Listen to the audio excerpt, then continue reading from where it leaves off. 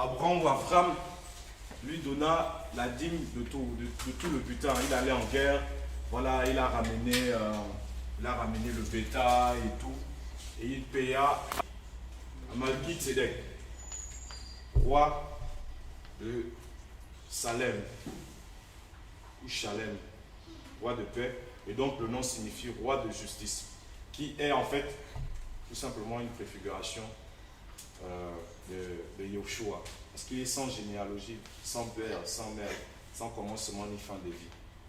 C'est qu'il n'y a qu'un seul qui remplit ses caractéristiques. Hein? Ah, Yoshua, qui ne comprend pas Yoshua, c'est ce que ça veut dire? Est-ce qu'il y a quelqu'un qui ne comprend pas Yoshua, ce que ça veut dire? Quel tu connais? Hein, tu connais, tu comprends? Rodriguez, tu comprends pas? Ah. Yoshua, c'est le Seigneur, c'est le Sauveur en français. Cela a donné Jésus. Voilà. Donc en tout cas, s'il y a des mots comme ça que j'emploie, reste étranger, vous ne comprenez pas, n'hésitez surtout pas. On est dans un partage interactif. Vous pourrez lever la main et puis voilà, demander. Donc il va payer, c'est la première fois qu'on voit que le mot dîme apparaît dans la parole. Et il va payer une fois. On ne le voit plus payer une autre fois. Et ce n'était une résolution. Ce n'était pas un impôt. Parce que la dîme, sous la Torah, c'était pas libre, c'était un impôt qu'il fallait obligatoirement s'acquitter. Et tout comme aujourd'hui, pour ceux qui travaillent, ils doivent payer l'impôt sur le revenu, ceux qui ont des entreprises, des sociétés, l'impôt sur la société à partir d'un certain niveau de chiffre d'affaires. Voilà. Et Abraham a payé une fois et puis c'est bon, il était déjà riche. Donc il va payer parce qu'il allait faire la guerre avec toute une armée. Il avait à lui seul. Il n'avait pas 1, 2, 3 gardes-corps, il avait des centaines. Il allait faire la guerre contre 4 rois. À lui seul et sa maison, il a remporté cette guerre. Et donc il était déjà quelqu'un d'immensément riche. Il a payé une fois et c'était le butin sur le butin de la guerre. C'était même pas son argent propre. Et on ne va pas faire beaucoup de guerres pour dire que c'est quelque chose qu'il a fait régulièrement en fait. La deuxième fois qu'on va voir le mot dîme, c'est par rapport à le petit-fils d'Abraham, Jacob, qui va promettre dans, je pense que c'est 28, toujours dans Genèse 28, cette pierre. Genèse 28, tu peux lire mon frère? Oui. Genèse 28, si c'est le verset 22, je vais lire à partir du verset 20. Et Jacob fit un vœu en disant, si Elohim est avec moi, et s'il me garde pendant le voyage que je fais, s'il me donne du pain à manger et des habits pour me vêtir, et si je retourne en paix à la maison de mon père, alors Yahweh sera mon Elohim. Cette pierre que j'ai dressée pour monument deviendra la maison d'Elohim, et je te donnerai la dîme de tout ce que tu me donneras. Ok.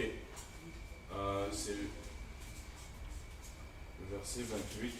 Chapitre 28, verset 22. Deuxième fois. Voilà. Il fait une promesse en fait. Ce n'était pas quelque chose que Jacob faisait régulièrement. Il va faire une promesse et à son retour, on ne nous dit même pas qu'il a fait, qu'il a finalement payé cette dîme-là. Et quand on sait combien de promesses on peut faire au Seigneur, on ne tient pas. Et ensuite, maintenant on va parler, là ce sont les deux premières fois, on parle de la dîme. Bon, avant de parler de la dîme sous la Torah, je vais parler de l'autre sorte de dîme que très souvent on ne connaît pas, souvent qu'on ne sait pas. Et on va parler de toutes ces sortes de dîmes pour poser en fait la question, quelle dîme paye-t-on aujourd'hui en fait? Et pourquoi la payer?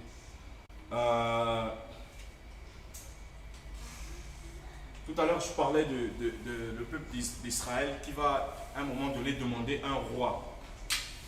il va demander un roi à Yahweh, à Shemuel. Et ce n'était pas quelque chose qui avait plu à Yahweh. Et Yahweh va leur dire, vu que vous demandez un roi, vous allez lui payer la dîme. Est-ce que vous savez ça, qu'on payait aussi la dîme au roi? Qu'il fallait, les Israélites devaient payer la dîme au roi.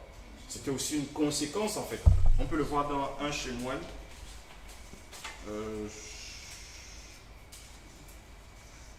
1 Samuel, chapitre 8, à partir du verset 10. Voilà, oui, à partir du verset 10. Verset 10.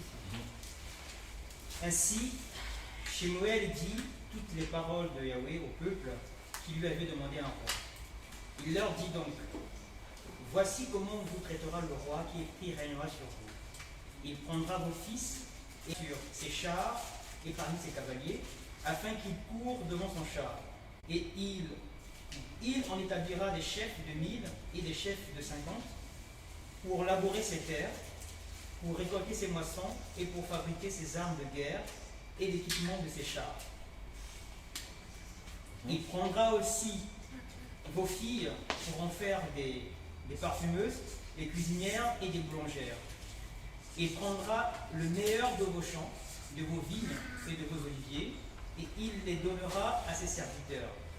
Il prélèvera la dîme de ce que vous aurez semé et de ce que vous aurez vendangé, et il la donnera à ses eunuques et à ses serviteurs. Tu peux continuer. Il prendra vos serviteurs et vos servantes, l'élite de vos jeunes hommes, vos âmes les employera à ses ouvrages.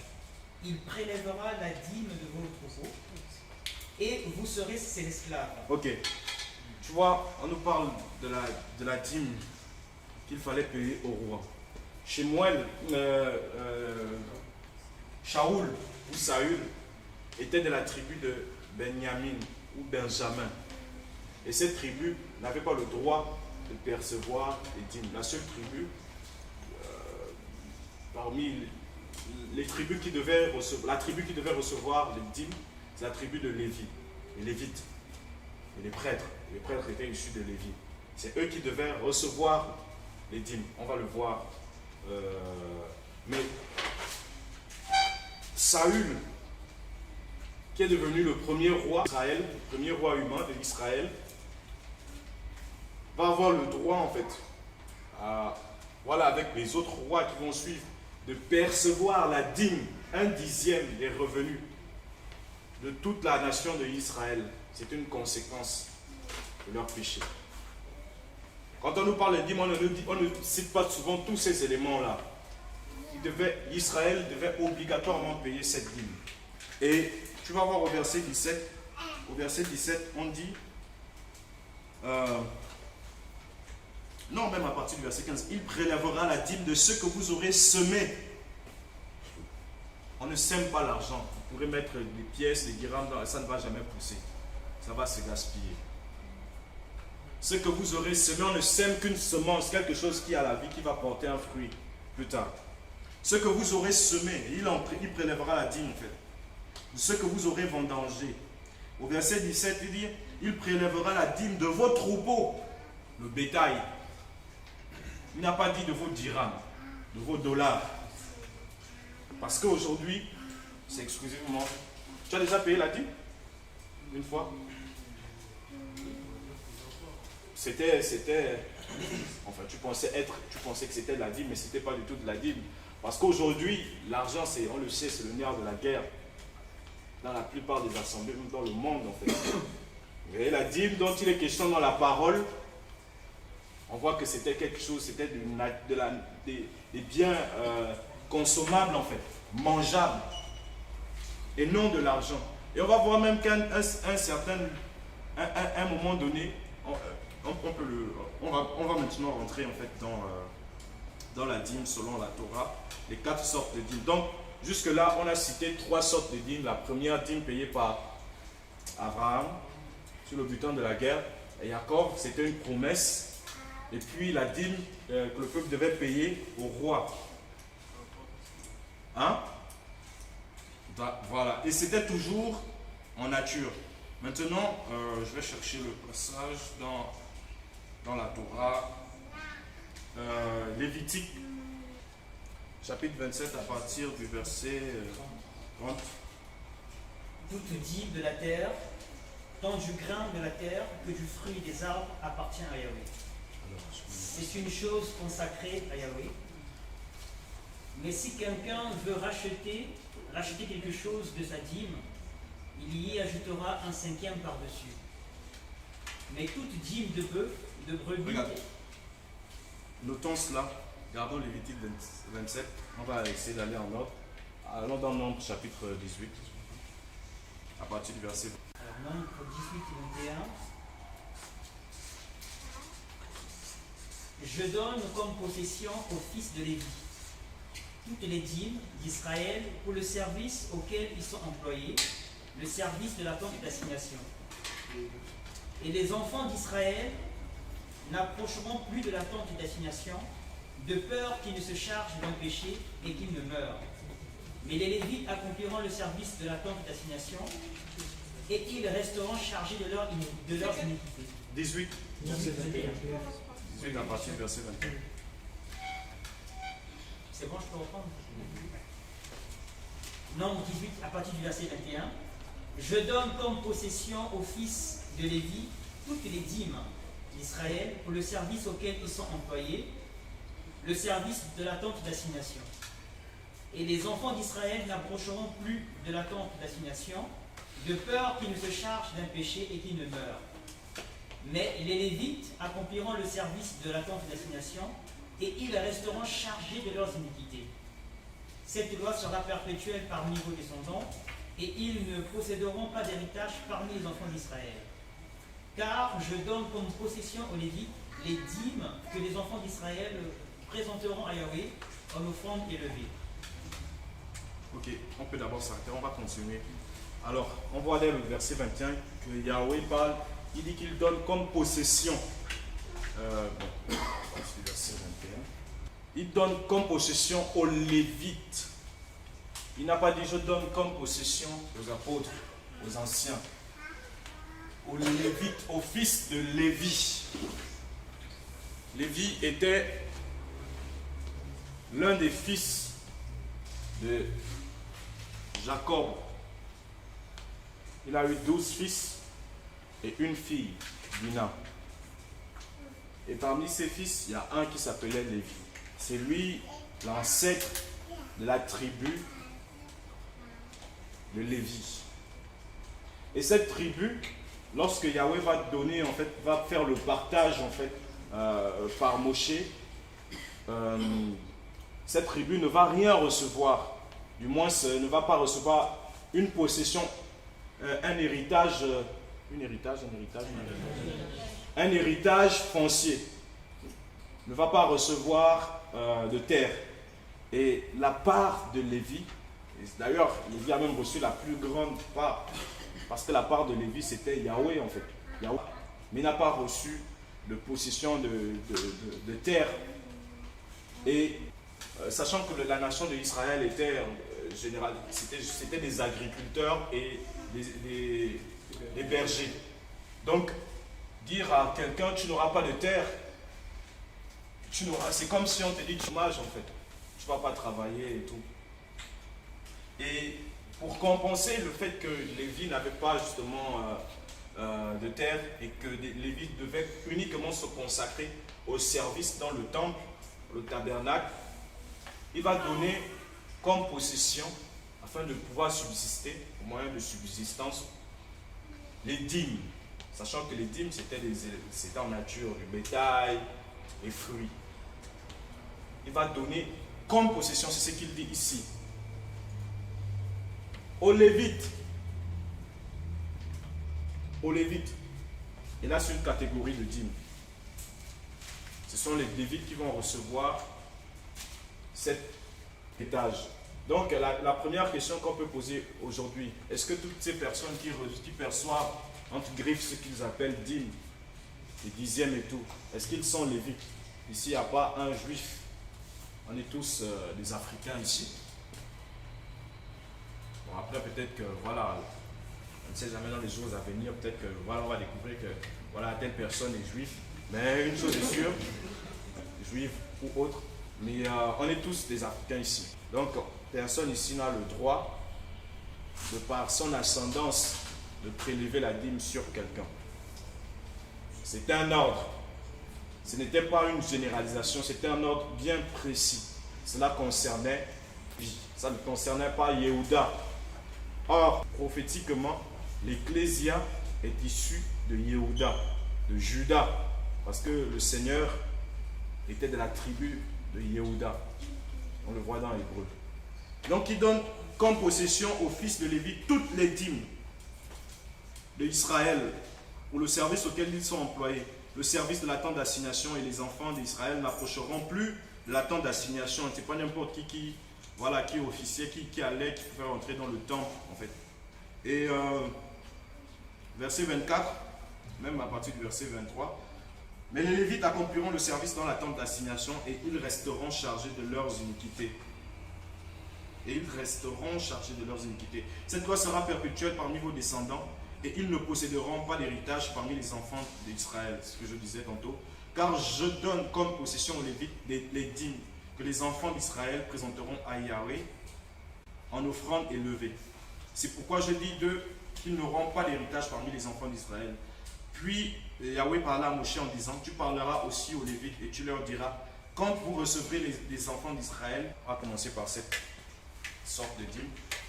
C'est quoi la dîme de la dîme? Au verset 26, on dit, tu parleras aussi aux Lévites et tu leur diras, quand vous recevrez des enfants d'Israël, les dîmes que je vous donne de leur part comme possession, vous en offrirez l'offrande élevée à Yahweh. La dîme de la dîme. Est-ce que quelqu'un a compris quelque chose? Ou est-ce que quelqu'un n'a pas compris quelque chose? Souvent, il y a des gens qui n'ont pas compris, ils ne lèvent pas la main. Ils ont compris, ils ne lèvent pas la main.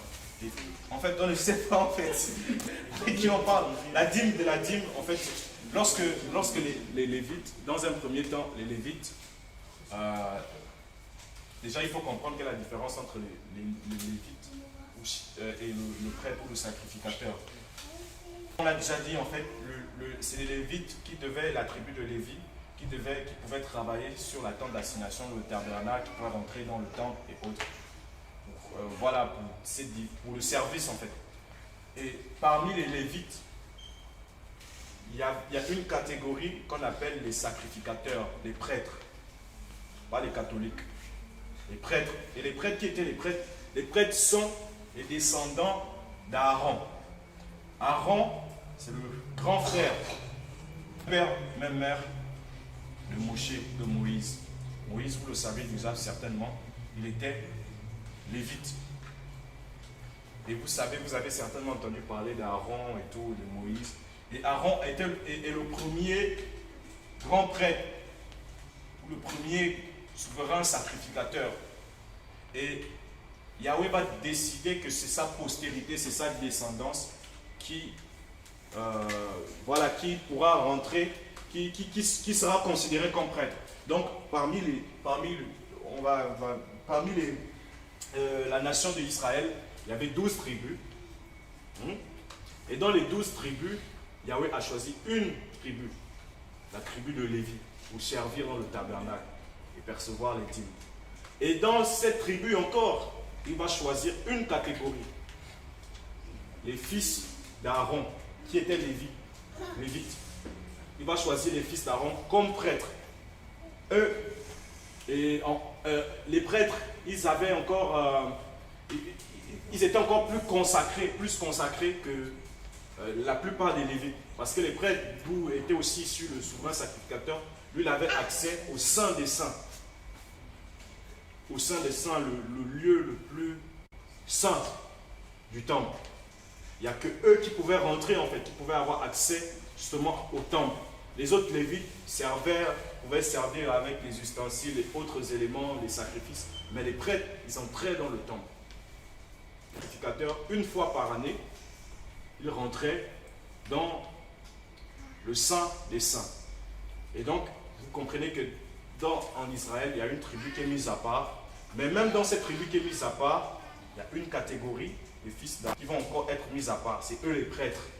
Tous les Lévites ne sont pas prêtres, mais tous les prêtres sont Lévites. Je pense que là c'est clair. Voilà. Et donc la dîme de la dîme, c'est quoi? Le peuple d'Israël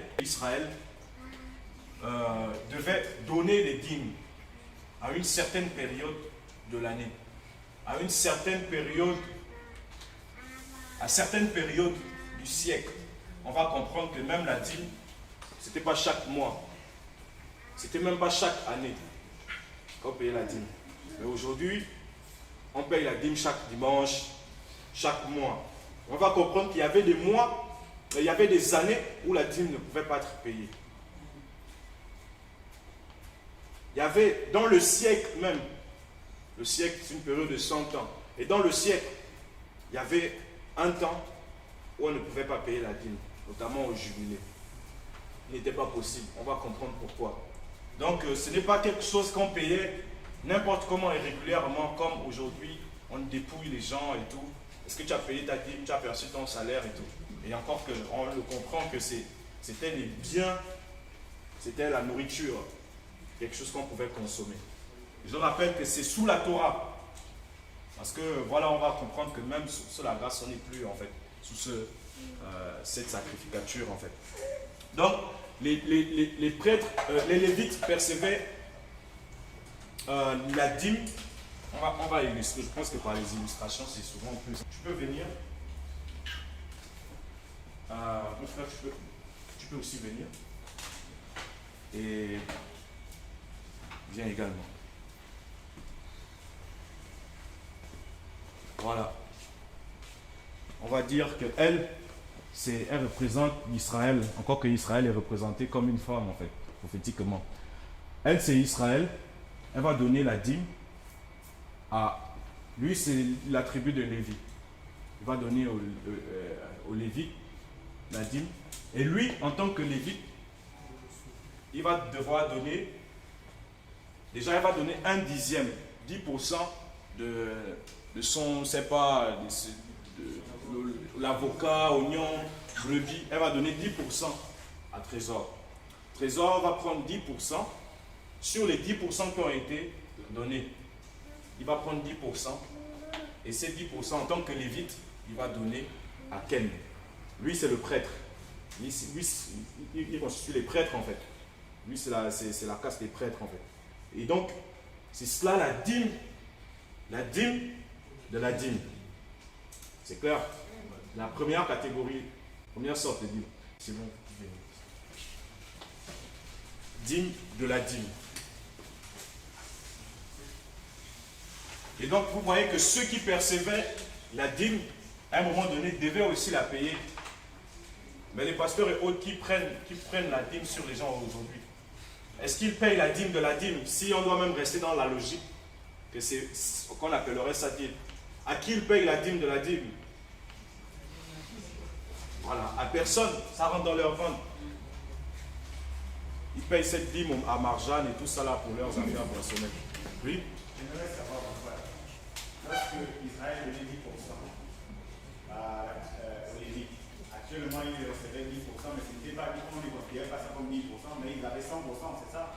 Parce qu'il y avait la dîme de la dîme, ça veut dire 10% qu'ils ont reçu et après 10% qu'ils ont donné.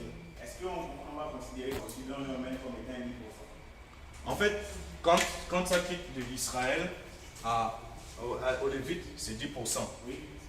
Et ces 10% là, ça constitue en fait un 100% pour le Lévite. Et dans les 100% du Lévite, il doit encore prendre les 10%. Tu vois un peu? Voilà. Donc si elle a reçu 10 bâtons de manioc, il a reçu 10 bâtons de manioc, il va prendre un bâton de manioc pour donner. C'est ça les 10%. Voilà. Voilà. Donc tout le monde ne pouvait pas...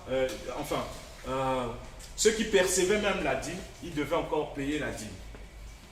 Donc si un jour le pasteur vous appelle et dit ta carte de dîme est vide, toi tu n'as pas payé la dîme, il faut lui demander à qui toi tu payes la dîme. Encore qu'on va comprendre que si on doit rester à fond dans cette musique, chacun devrait se payer la dîme en fait. Parce qu'on est tous prêtres. On n'est même pas simplement les vides, on est tous prêtres. Et on est prêtre dans une autre forme, dans une autre catégorie. On n'est même pas de Lévi, mais de Yehuda, mais on est quand même prêtre. C'est tout un mystère, c'est tout un autre enseignement en fait. Donc c'est la première catégorie de dîmes. On poursuit. Mon frère, tu peux poursuivre à partir du verset 27. Alors, à partir du verset 27, votre offrande élevée vous sera comptée comme le blé qu'on prélève de l'air, comme la pellitude qu'on prélève de la cuve. Alors, bon, attends, je pense qu'il y a une dîme là qu'on a sauté. Bon. Ça, ce serait la première sorte. Et là, la dîme de la dîme, c'est la deuxième parce que, bon, pour qu'on paye la dîme de la dîme, il faut déjà qu'il y ait la première dîme. Donc, la première dîme, c'est dans le verset 21. Tu peux lire? Verset 21. Oui, oui. Verset 21.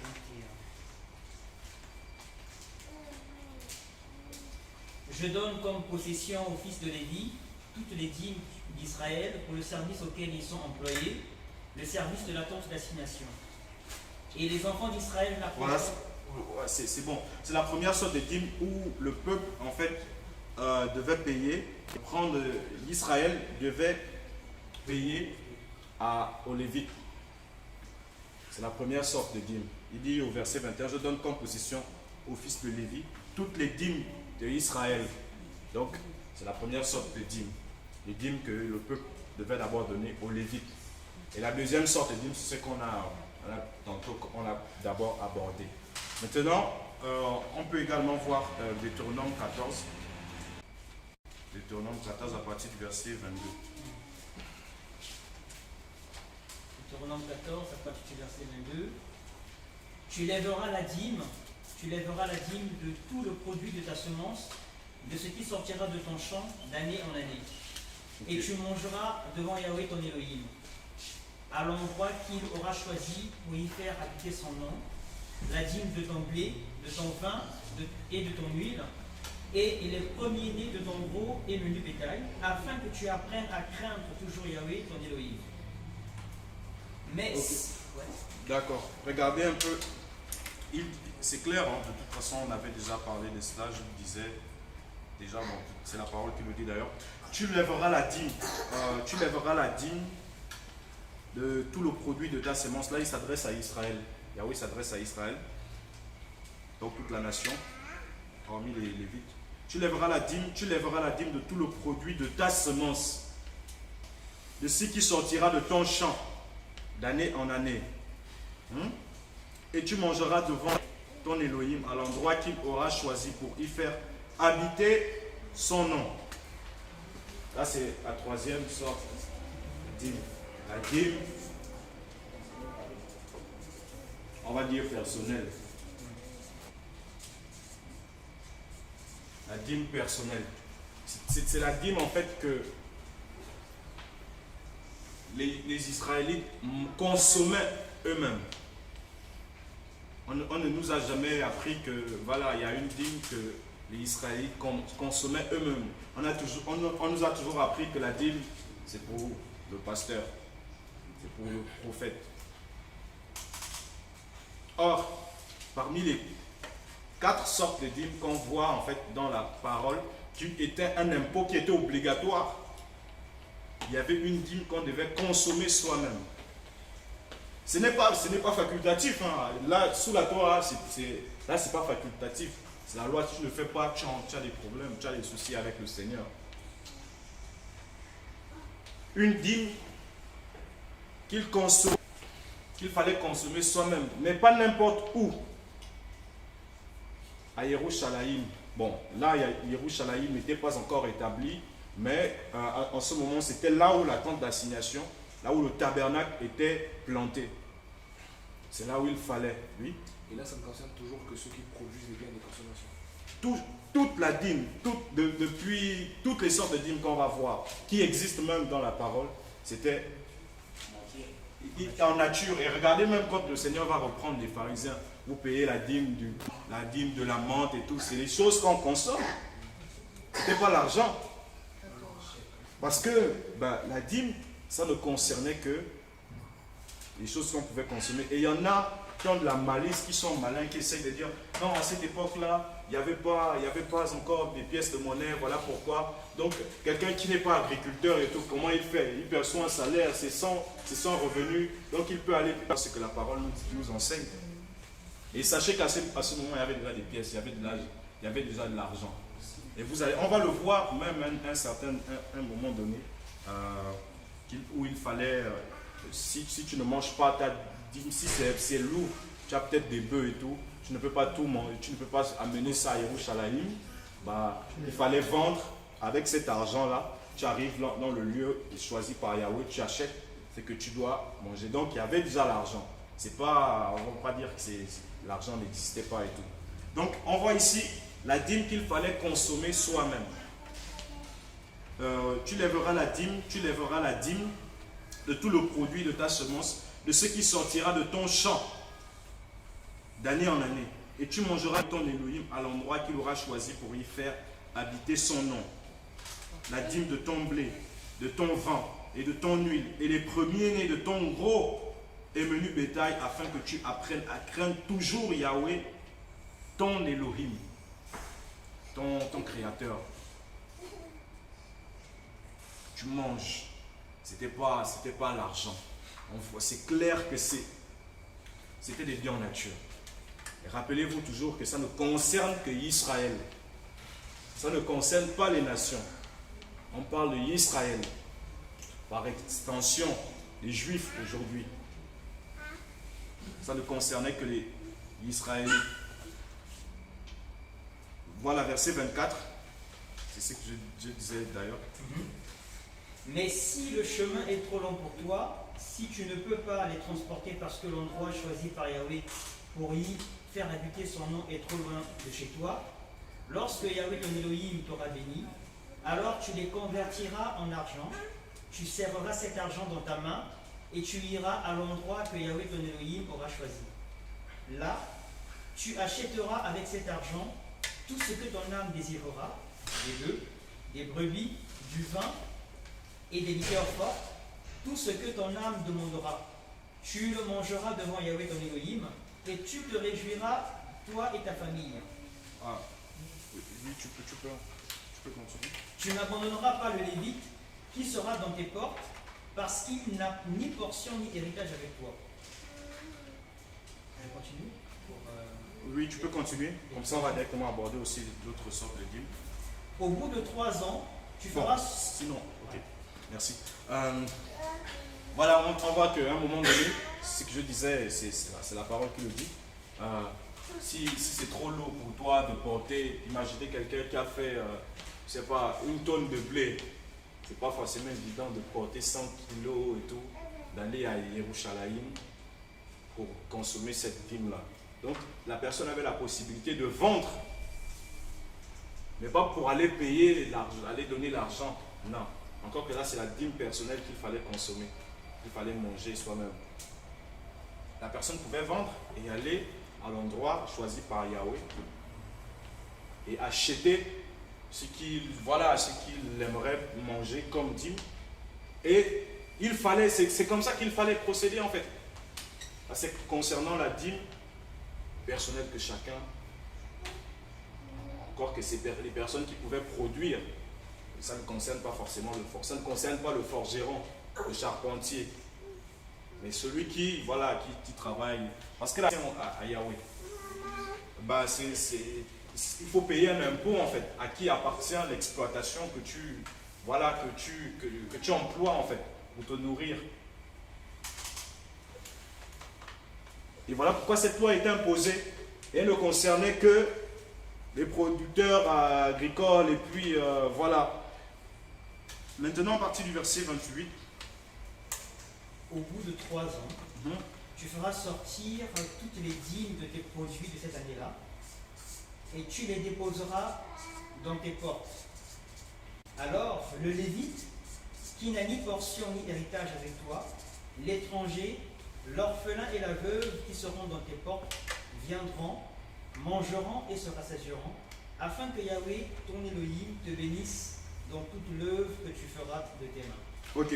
Donc, au bout de 3 ans, là c'est une autre catégorie de dîmes qui, elle, n'était pas payée chaque année, mais après 3 ans. Chaque 3 ans, il fallait prendre de la dîme et mettre dans ses portes pour le lévite, pour la veuve, pour l'orphelin, pour l'étranger, celui qui avait faim, qui n'avait pas la possibilité, la capacité, voilà, de se nourrir de ses propres mains en fait. La 4e sorte de dîme, et toutes les 4 devaient être observées. Il n'y a pas... Ah, moi j'aime plutôt la dîme personnelle. Non, il fallait tout pratiquer. Du moins pour le peuple devait pratiquer ces 3 en fait. Il devait aussi pratiquer cela. Et dans Malachie, un verset que les pasteurs aiment beaucoup, la dîme dont il est question, c'est celle-là. C'est même pas la dîme du peuple. On peut voir ça dans Malachie 3, je pense 10. Ok, tu peux lire.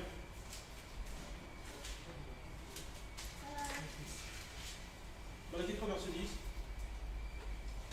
Sinon, tu peux même commencer un peu plus haut pour comprendre en fait.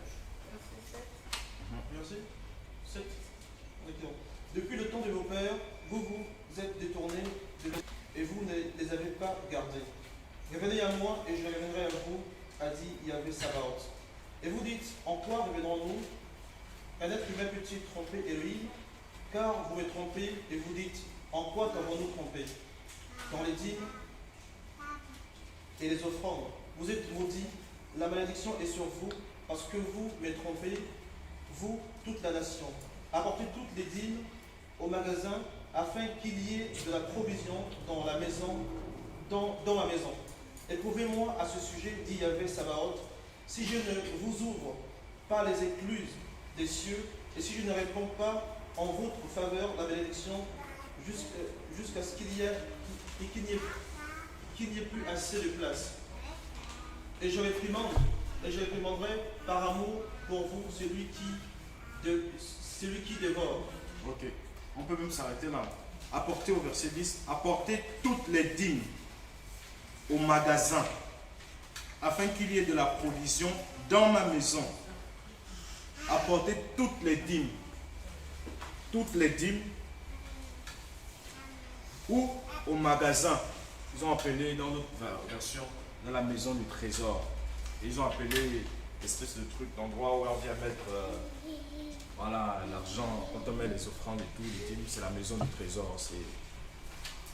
Le Seigneur s'adresse ici aux Lévites qui étaient déjà censés enseigner la Torah et qui ne se soumettaient pas, qui s'étaient éloignés de la Torah tout simplement. Et ici vous allez remarquer qu'on parle du magasin. On parle du magasin ou encore on parle également du temple, je pense, d'apporter toutes les dîmes au magasin afin qu'il y ait de la provision dans ma maison. Voilà, dans ma maison. Il parle de sa maison. Ici, on sait que la maison dont il est question, c'est le temple. Et le travail du peuple, le devoir du peuple, ce n'était pas d'aller à la maison parce qu'ils n'avaient pas accès. Les autres tribus n'avaient pas accès à la maison. Ils n'avaient pas accès au magasin. Ce sont les prêtres, les lévites qui pouvaient avoir accès au magasin. C'était un lieu où étaient stockées en fait les offrandes qui étaient faites pour Yahweh, ce qui pouvaient appartenir aux prêtres, où étaient stockés, voilà, c'est leur bien, les dîmes qu'il fallait offrir. Vous imaginez bien que si quelqu'un doit payer la dîme, c'est peut-être 10 moutons, ils ne vont pas manger tous les 10 moutons en même temps, il fallait bien les stocker quelque part.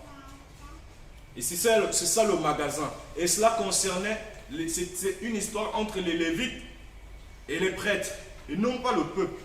Mais lorsque les pasteurs et autres prennent ce passage, ils le font. Il y en a qui sont complètement ignorants de cela, qui ne font que répéter ce que leurs pères ont aussi transmis dans les écoles théologiques et autres.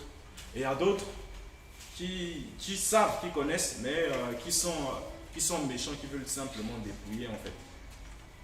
les ignorants, ceux qui ne savent faire, qui ne cherchent pas à creuser dans la parole.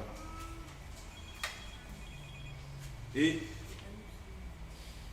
excusez-moi, et c'est comme ça en fait, c'est comme ça qu'ils procèdent en fait, ils tordent le sens des Écritures.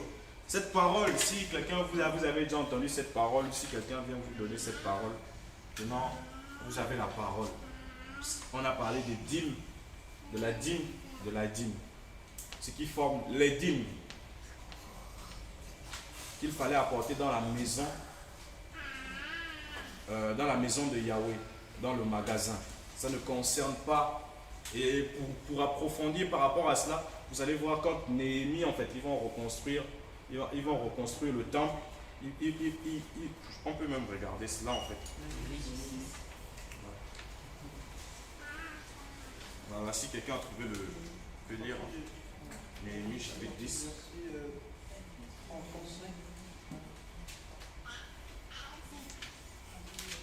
Tu peux lire Néhémie 35. Oui, à part, tu peux lire. Nous avons décidé aussi d'apporter à la maison de Yahvé, d'année en année, les prémices de notre terre et les prémices de tous les fruits de tous les arbres, d'amener les prémices nées de nos fils et de nos bêtes, comme il est écrit dans la Torah, et d'amener à la maison de notre Elohim, aux prêtres qui font le service dans la maison de notre Elohim, les premiers-nés de bœufs et de notre menu bétail, d'apporter les prémices de notre pâte, nos offrandes, les fruits de tous les arbres, le vin et l'huile aux prêtres, dans les chambres de la maison de notre Elohim. Voilà, les chambres en question, c'est ce qui est appelé aussi magasin, les chambres de la maison de l'Elohim, où les prêtres stockaient leurs biens, les prêtres pouvaient stocker ce qui était offert comme dîme ou bien comme offrande. Donc cela ne concernait pas le peuple, du moins tout le peuple, mais il était fait un reproche à ces personnes qui connaissaient la Torah et qui ont détourné le peuple, et de telle sorte que le peuple, étant détourné, voyant que ceux qui sont censés enseigner la Torah eux-mêmes ils sont détournés, ils ne participaient plus, ils ne pouvaient plus payer les dîmes, et voilà, le Seigneur fait ce reproche. Donc c'est la dîme, il est question de la dîme qui était payée par les Lévites. Et je disais que la dîme, ce n'est pas quelque chose qu'on payait chaque mois. Il y a un moment donné, on ne payait pas la dîme. Pourquoi? Parce que faut savoir que dans la Torah, en fait, et même toujours jusqu'aujourd'hui dans le fonctionnement des Juifs, il y a les Shabbats, les sabbats hebdomadaires, le samedi par exemple. Il y a des Shabbats festifs où c'est la fête. Par exemple, si la Pâque tombe un lundi, ça devient un Shabbat. Ils ne travaillent pas, ils ne font rien. Il y a des Shabbats annuels, c'est-à-dire chaque 7 ans, le peuple devait relâcher ses frères, relâcher son frère. Je pense que dans Lévitique 22, regardons un peu cela. Lévitique 22, si je ne me trompe pas. Lévitique 22.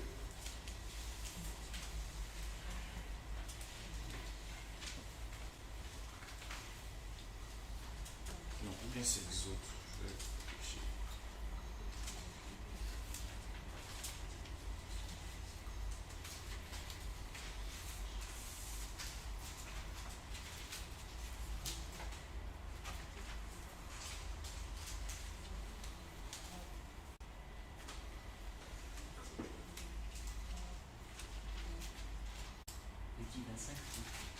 Non, bon, ça c'est le jubilé. Attends. Je cherche avant le jubilé en fait. Moi de part. Je vais chercher.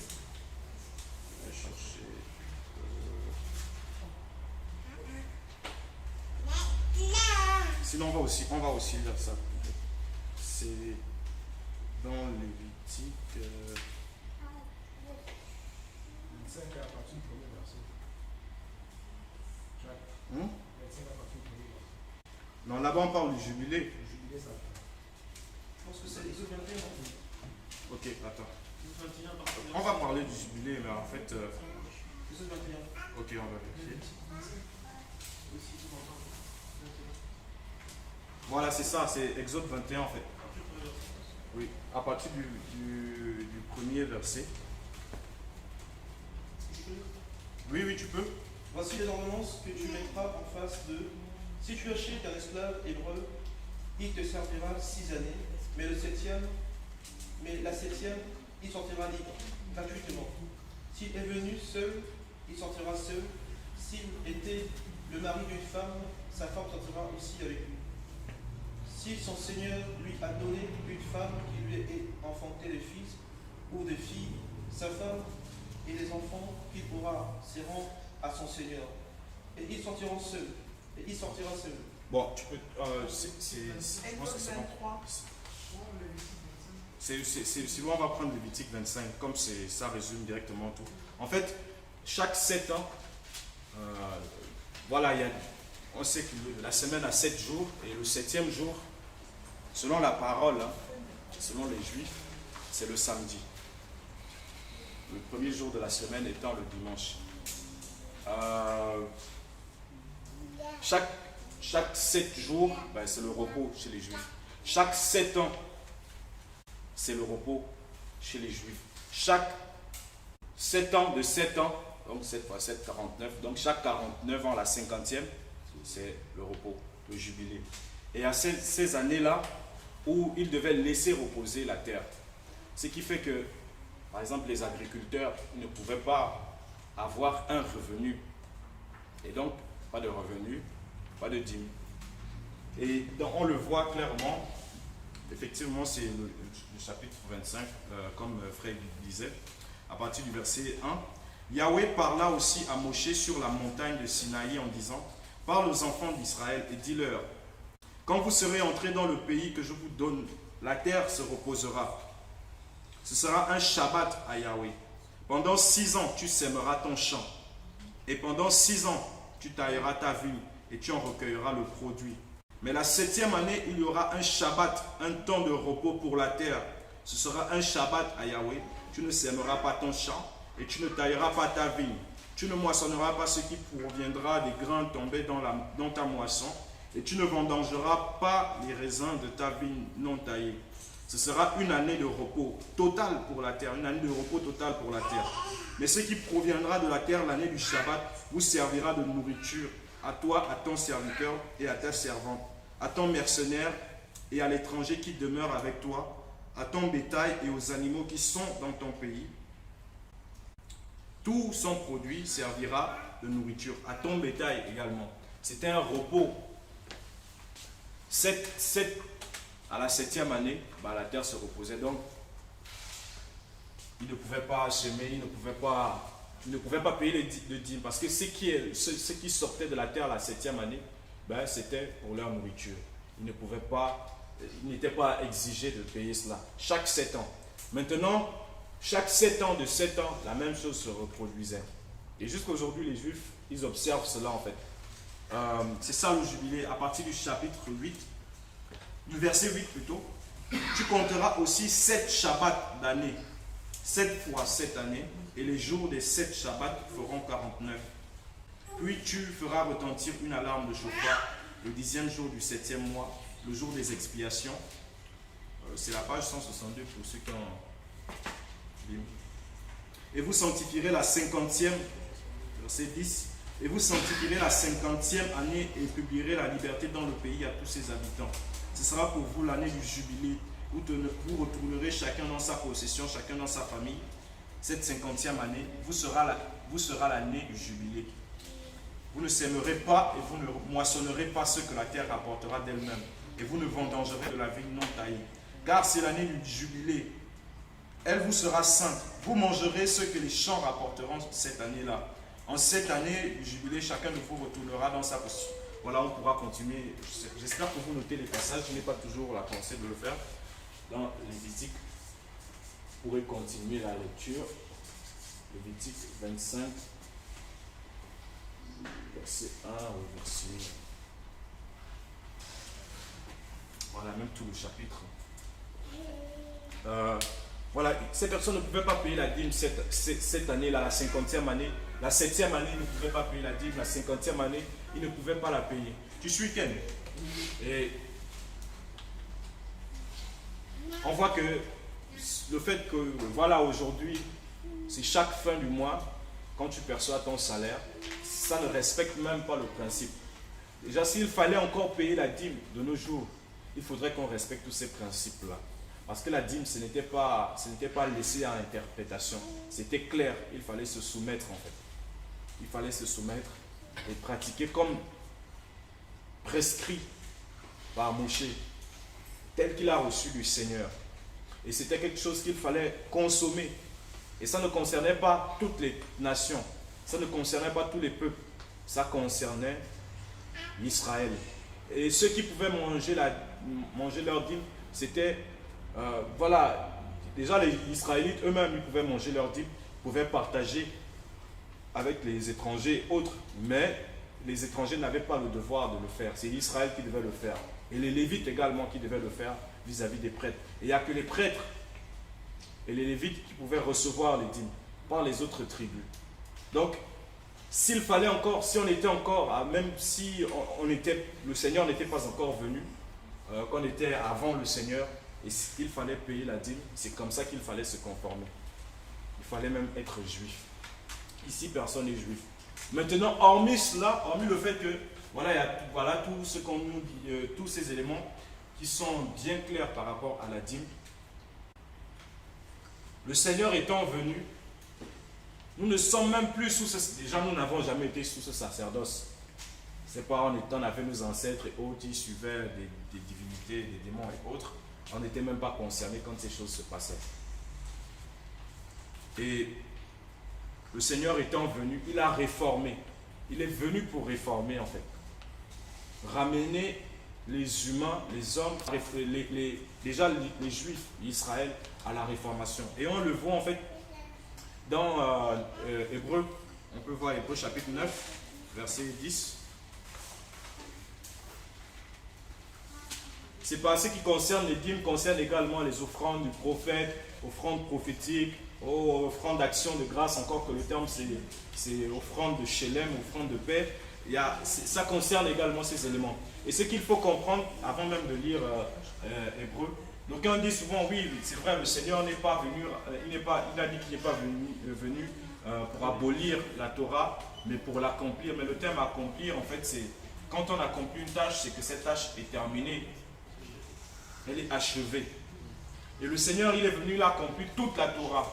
Il a accompli, on va même dire, toutes les Torahs, parce que la Torah, en fait, elle est dans la Torah, on retrouve des sections, s'il fallait parler ainsi.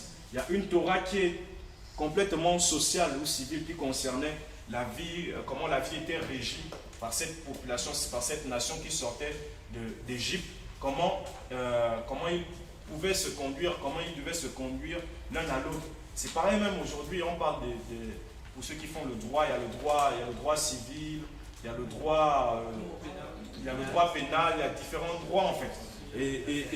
Et c'était toute une nation. Et il faut savoir que dans cette nation, le chef et le législateur, le juge, c'était Yahweh lui-même d'abord. Donc c'est lui qui fait les lois, c'est lui qui faisait les lois. Et quand il donne la Torah, c'est toute une loi de fonction.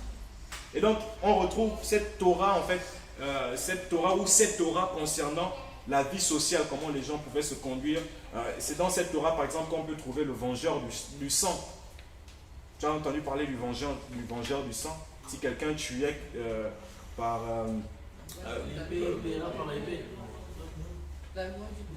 non, le vengeur du sang. On peut prendre Nombre, je pense, Nombre 23, ou je ne sais plus trop Nombre, quel nombre, des villes refuges et tout ça. Quand quelqu'un tuait par inadvertance, c'était pas volontaire, c'était meurtre. Non, même pas légitime défense. Oui, mais les juristes ont une manière d'employer ça en fait. Homicide involontaire. Quand quelqu'un commettait un homicide involontaire, il devait fuir en fait dans une ville refuge. Parce qu'il y avait, par exemple, si Monsieur X a tué involontairement Monsieur A, un membre de la famille de monsieur A avait le droit de pouvoir se venger, de tuer en fait monsieur X. Et pour que monsieur X ne soit pas tué, il fallait qu'il fuit dans une ville refuge. Et c'est dans ces villes refuges-là, et tous, en fait, ça peut faire partie, par exemple, de la loi sociale, en fait, de la loi civile. Nombre Qui est 35. Ah, voilà, c'est ça, merci. Nombre 35, à partir du verset... là, on parle en fait des différentes villes refuges qui avaient été établies. À partir du verset...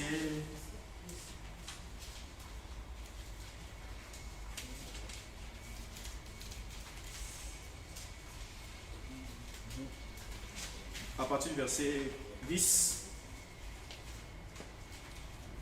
c'est bon? 17.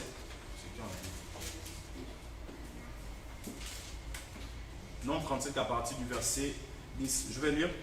Parle aux enfants d'Israël et dis-leur, quand vous aurez passé le Yarden pour entrer au pays de Canaan, établissez-vous des villes de refuge, afin que le meurtrier qui aura frappé à mort quelqu'un involontairement s'y enfuit.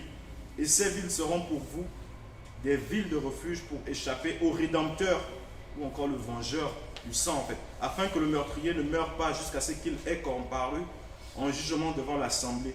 De ces villes que vous donnerez, il y en aura 6 de refuge pour vous. Vous donnerez, voilà, vous pourrez lire pour comprendre un peu mieux les villes refuges. Donc c'est ça en fait, si quelqu'un avait commis un meurtre involontairement, homicide involontaire, voilà, tout de suite la personne n'était pas, on ne la condamnait pas, on ne la tuait pas. Si c'était volontaire, là, oui, c'était possible.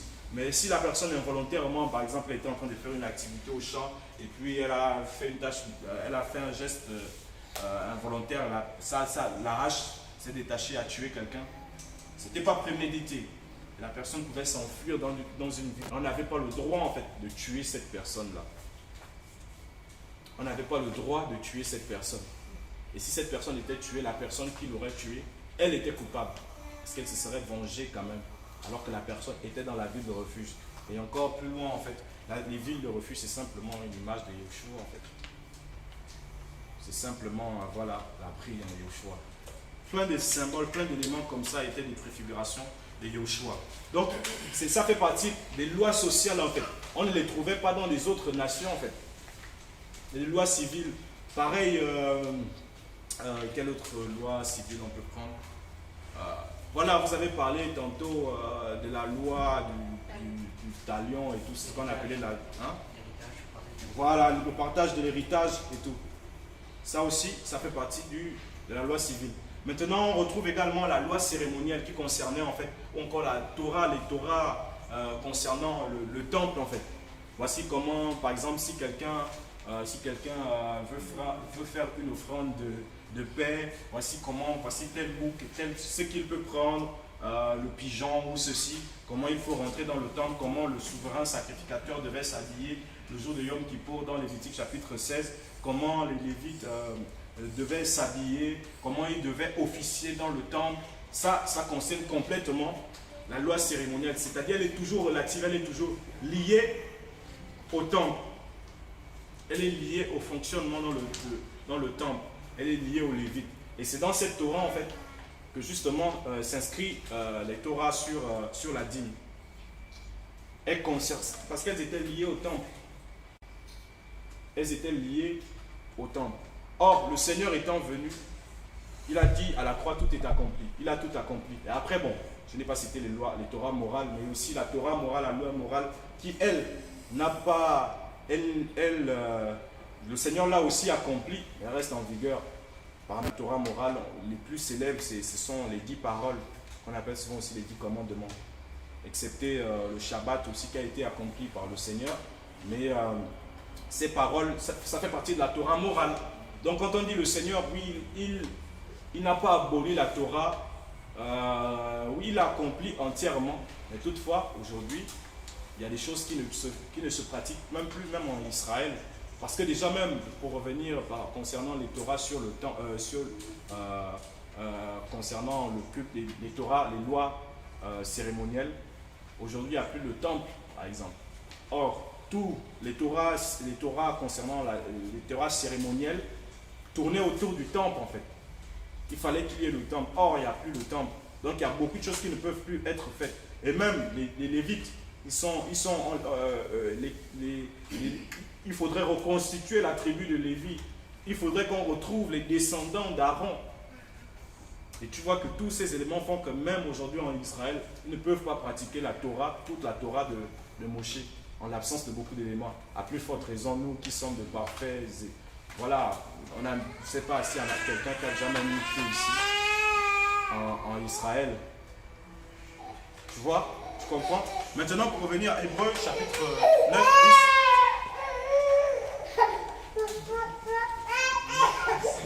10. Hébreux, chapitre 9, verset 10.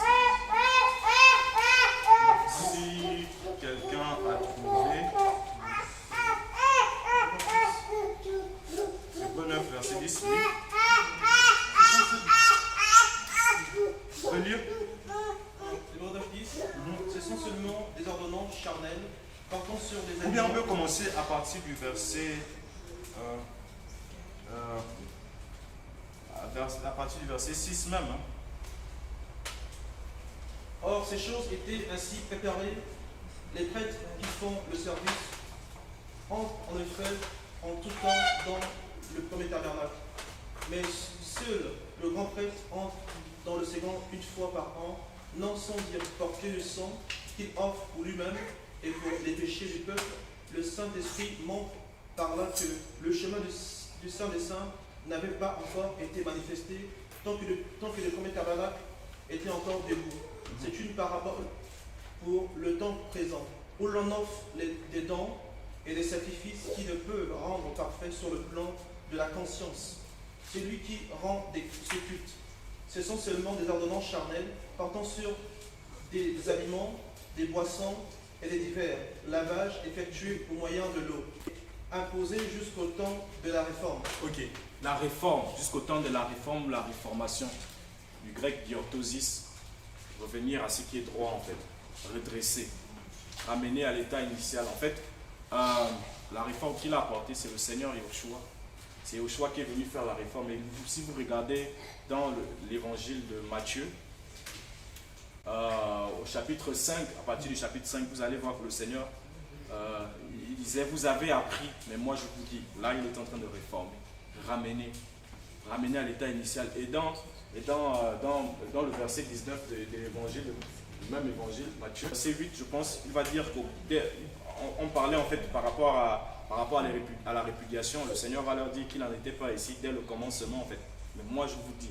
Donc il est venu réformer, il est venu ramener à l'état initial, parce que la Torah en fait, les dîmes et toutes ces choses-là, c'était que la préfiguration, c'était les pédagogues, la parole le dit clairement, c'était des pédagogues pour nous conduire en fait au Mashiach. Mais le Mashiach étant venu, ben nous ne sommes plus sous ce pédagogue. Nous avons l'image, nous avons l'être parfait. Nous l'avons lui, toute la Torah est accomplie en lui. Donc, même si nous étions parmi les Juifs, on n'avait même plus, si on était Juif, on n'avait même plus à pratiquer cela en fait, les dîmes et autres. Et c'est pas tout, Hébreux chapitre 7. Hébreux chapitre 7 à partir du verset 4. Et considérez donc combien est grand celui à qui même Abraham, le patriarche, donna la dîme du butin. Et ceux des fils de Lévi qui reçoivent la prêtrise ont en effet l'ordre selon la Torah de prélever la dîme sur le peuple, c'est-à-dire sur leurs frères, bien qu'ils soient sortis des reins d'Abraham. Mais celui qui n'est pas d'une même famille qu'eux, par sa généalogie, préleva la dîme sur Abraham et bénit celui qui avait les promesses. Et sans contredit, c'est le moindre qui est béni par celui qui est plus excellent. Et ici, ce sont en effet des humains mortels qui prennent les dîmes, mais là, c'est celui de qui il est rendu témoignage qu'il est vivant. Et pour ainsi dire, Lévi, même qui prend les dîmes, les a payés en Abraham. car il était encore dans ses reins, dans les reins de son père, comme Melchisédek alla au demande. Oui, tu peux continuer avec le verset 11. En effet, si la perfection avait été par le moyen de la prêtrise lévitique, car c'est ce que repose la Torah donnée au peuple, quel besoin y aurait-il eu encore que se lève un autre prêtre selon l'ordre de Melchisédek, et qui ne soit pas nommé selon l'ordre d'Aaron? En effet, la prêtrise étant changée, le changement de la Torah aussi devient une nécessité. Car celui à l'égard duquel ces choses sont dites a fait partie d'une autre tribu, dont aucun membre n'a été attaché à l'autel. Car il est connu de tous que notre Seigneur est descendu de la tribu de Yehuda.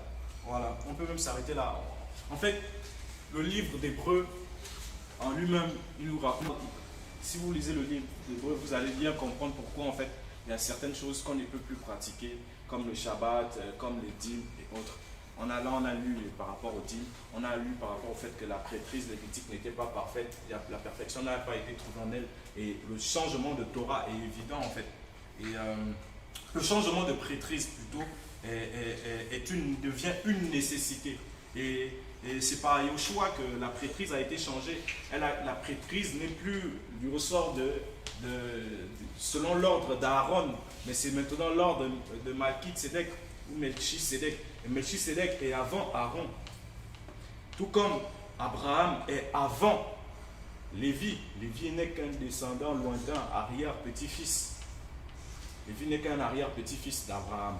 Or, Abraham a payé sa dîme. Et à qui? À Malki-Tsédek. Et Malki-Tsédek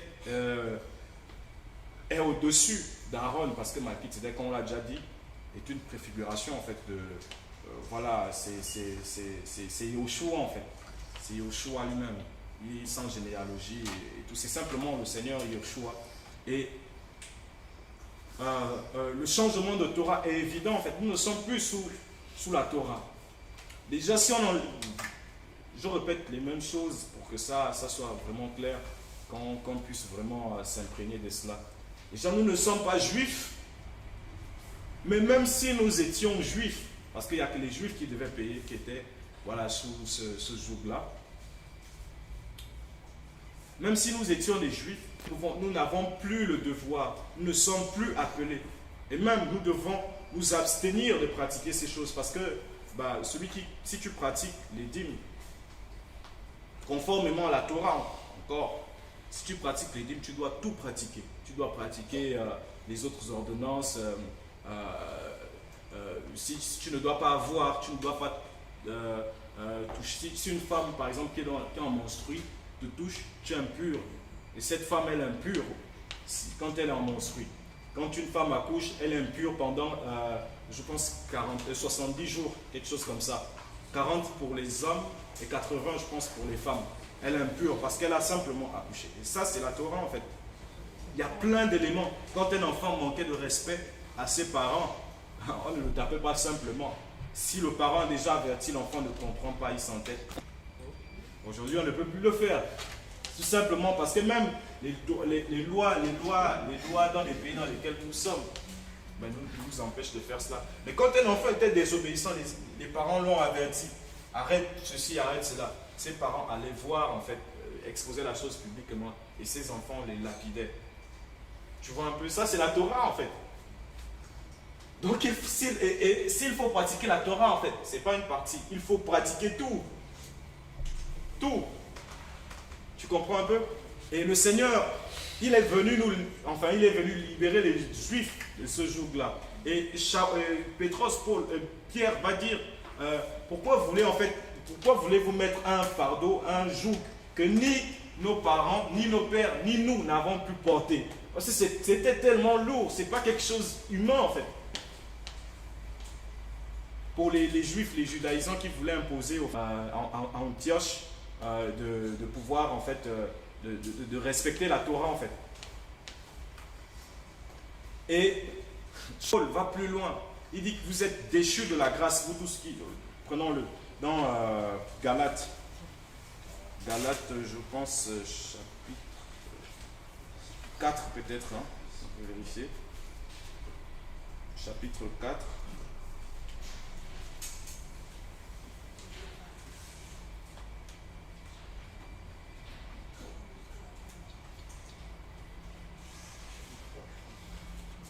Ou bien 3.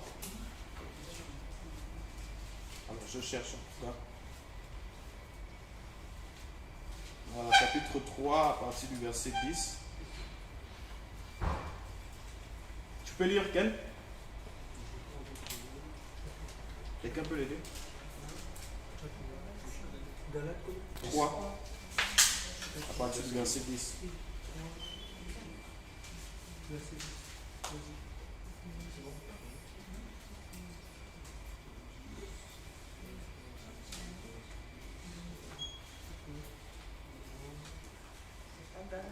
Tu peux lire quand même fortement. On va d'abord lire ça, après on va lire Galates 5. Alors, car tous ceux qui sont des œuvres de la Torah sont sous la malédiction. Car il est écrit, maudit est quiconque ne persévère pas dans toutes les choses qui sont écrites dans le livre de la Torah et ne les met pas en pratique.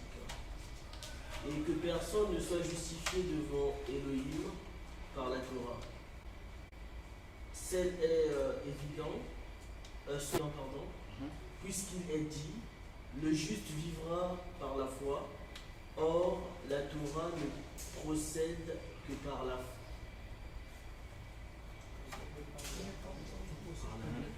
Ne procède pas de la foi, pardon. Voilà. Et au verset 12, or la Torah n'est pas sur la base de la foi, mais elle dit l'être humain qui mettra ces choses en pratique vivra par elle. On dit qu'il est impossible en fait que personne ne soit justifié devant Elohim par la Torah, par la loi, personne. Personne ne soit justifié. Et maudit et quiconque ne persévère pas, en fait il y a la malédiction, il y a une malédiction qui accompagne la Torah pour celui qui ne pratique pas tout. Et pour tout pratiquer, il faut connaître toutes les paroles. Vous voyez, il faut pratiquer la Pâque. Et pour pratiquer la Pâque, par exemple, il fallait aller à Yerushalayim. Ceux qui pratiquent la Pâque et qui pensent que voilà, ils le font comme le Seigneur, il fallait aller à Yerushalayim en fait. Il y a non seulement la Pâque, il y a aussi la fête des huttes ou encore des cabanes en fait, où il fallait aussi aller à Yerushalayim. La Pentecôte, il fallait aller à Yerushalayim. Et il faut trouver le temple. Hein. C'est pas simplement aller à Yerushalayim. On va là où Yahweh a décidé d'établir son nom. Et il y a plein d'éléments en fait c'est tellement long, c'est tellement voilà que c'était pas évident de pratiquer tous ces éléments. Et voilà pourquoi le Seigneur est venu en fait nous délivrer de cette malédiction. Déjà les Juifs et puis l'humanité. Au verset 13, Mashiach nous a racheté de la malédiction de la Torah en devenant malédiction pour nous, car il est écrit maudit quiconque est pendu au bois, afin que la bénédiction d'Abraham vienne pour les nations, nous les nations, en Mashiach Yoshua. Est-ce que vous comprenez, vous saisissez cela? Non, vous n'avez pas saisi. En fait, je ne cherche pas, je ne veux pas que vous disiez Amen, c'est pas ce qui... Non, mais essayez de comprendre cela. Il dit, afin que la bénédiction d'Abraham, le père d'une multitude, vienne pour les nations que nous sommes en Mashiach Yoshua. Pas par la Torah. C'est pas par la Torah. C'est pas par la pratique des œuvres de la Torah. Ce n'est qu'en Mashiach qu'il est possible que nous, les nations, nous recevions la bénédiction d'Abraham. Donc, frères, ne soyons pas tentés de shabbatiser, de dimiser, d'hébraïser en fait. Parce que ce n'est pas là-bas en fait que se trouve notre bénédiction en Abraham. C'est en Mashiach seulement. Et la Torah était un pédagogue. Juste en bas, à partir du verset 19, la parole dit, juste à partir du verset 19, Galates 3, à partir du verset 19. Galates 3, verset 19. Alors Torah, elle a été ajoutée à cause des transgressions, jusqu'à ce que vienne la postérité à qui la promesse avait été faite. Et elle a été prescrite par le moyen des anges et par l'entremise d'un médiateur. Or, un médiateur n'est pas pour un seul, mais Elohim est un. La Torah est-elle donc contre la promesse d'Elohim? Que cela n'arrive jamais. Car s'il avait été donné une Torah qui puisse donner la vie, la justice viendrait vraiment de la Torah. Mais l'Écriture a enfermé ensemble toutes choses sous le péché, afin que la promesse soit donnée par la foi en Yahushua Mashiach à ceux qui croient. Or, avant que la foi vienne, nous étions gardés sous la Torah, enfermés ensemble, en vue de la foi qui devait être révélée. Ainsi, la Torah a donc été notre pédagogue jusqu'au Mashiach, afin que nous soyons justifiés par la foi. Mais la foi étant venue, nous ne sommes plus sous le pédagogue. Ok. La foi étant venue, nous ne sommes plus sous ce pédagogue. On nous parle de la Torah, de la loi et tout ce qu'on a vu un peu. On a vu qu'une petite portion de la Torah. Et même là, on n'est pas entré dans les profondeurs des éléments. Mais on dit que tout cela n'a été qu'un pédagogue, qu'un tuteur. Comme, voilà, vous savez, des rois, des personnes qui ont de l'argent, qui peuvent confier leurs enfants. L'enfant soit éduqué en fait par une personne qui est très intellectuelle pour éveiller l'enfant. C'est comme ça que la Torah s'est illustrée. C'est ça à quoi la Torah c'est la raison d'être de la Torah, pour former l'être humain, pour former le juif à recevoir le Mashiach. Mais le Mashiach étant venu, donc la foi en Yahushua et en l'œuvre de la croix étant venue, c'est clair, c'est écrit, nous ne sommes plus sous ce pédagogue. Nous ne sommes plus sous le joug de ce pédagogue. Or, c'est dans cela en fait, c'est dans la Torah que l'on voit la dîme, qui est un impôt, que l'on voit les pères spirituels.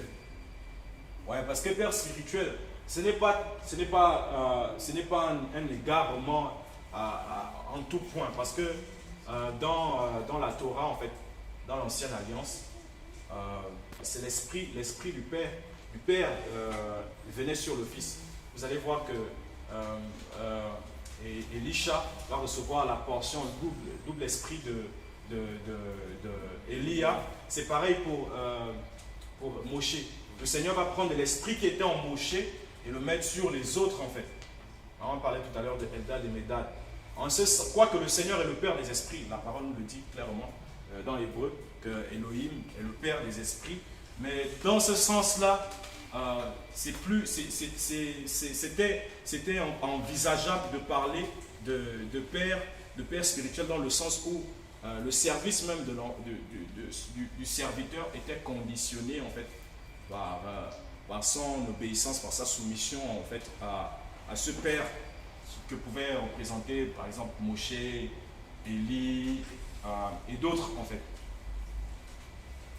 Et le Seigneur va réformer ces choses-là. Il va réformer, il a dit n'appelez personne père. Parce que c'était le cas avant. Il pouvait appeler Moshe le père de la nation. Il pouvait appeler Élie le père. Il pouvait appeler Shemuel, Samuel, le père de la nation. Mais le Seigneur étant venu, il va réformer cela. De telle sorte qu'un seul père en fait.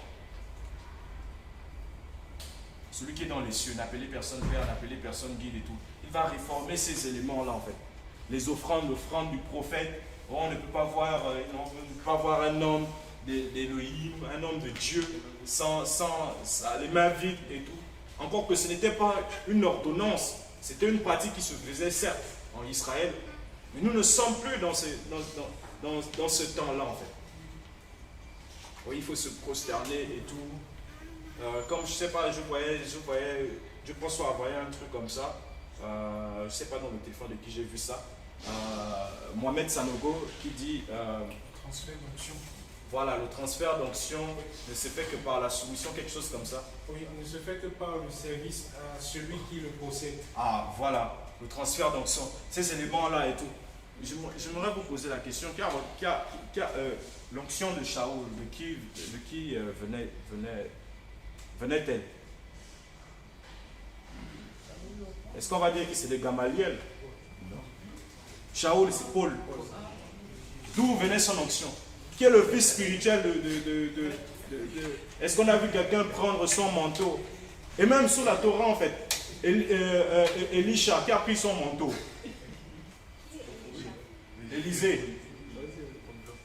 Élisée, qui a pris l'onction d'Élisée? Voilà, le mort. Voilà. Il est revenu à la vie, mais après, bon, on ne sait pas s'il a peut-être exercé, mais en tout cas, il est revenu à la vie. Et en fait, toutes ces choses-là, très souvent, c'est calqué sous la Torah et c'est déformé. Et quand on ne sait pas discerner dans quel temps on crée des hérésies. On va de travers, en fait. Et vous voyez, aujourd'hui, les hommes marchent sur les autres, ils font manger des serpents et autres, en fait.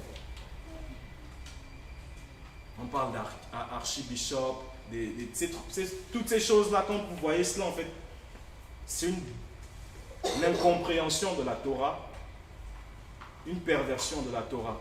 Et dans Galates chapitre 5, je pense peut-être le verset 4. Tu peux, si tu as trouvé.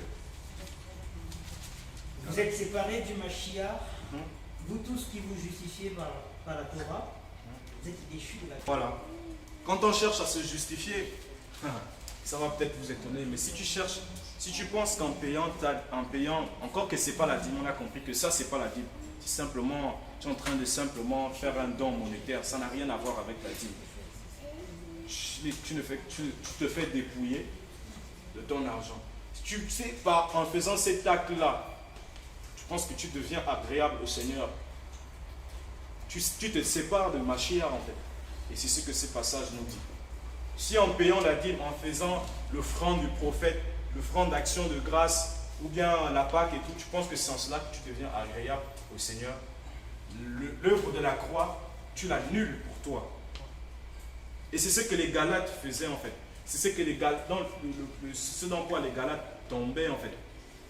Et il y avait une secte, la secte des Nazaréens, la secte des, pas les Nazaréens qu'on a appelés les disciples en fait, mais une autre secte vraiment qui s'est développée au 1er siècle en fait, qui troublait en fait, qui gardait en fait la Torah et qui croyait aussi que Yehoshua est le Mashiach.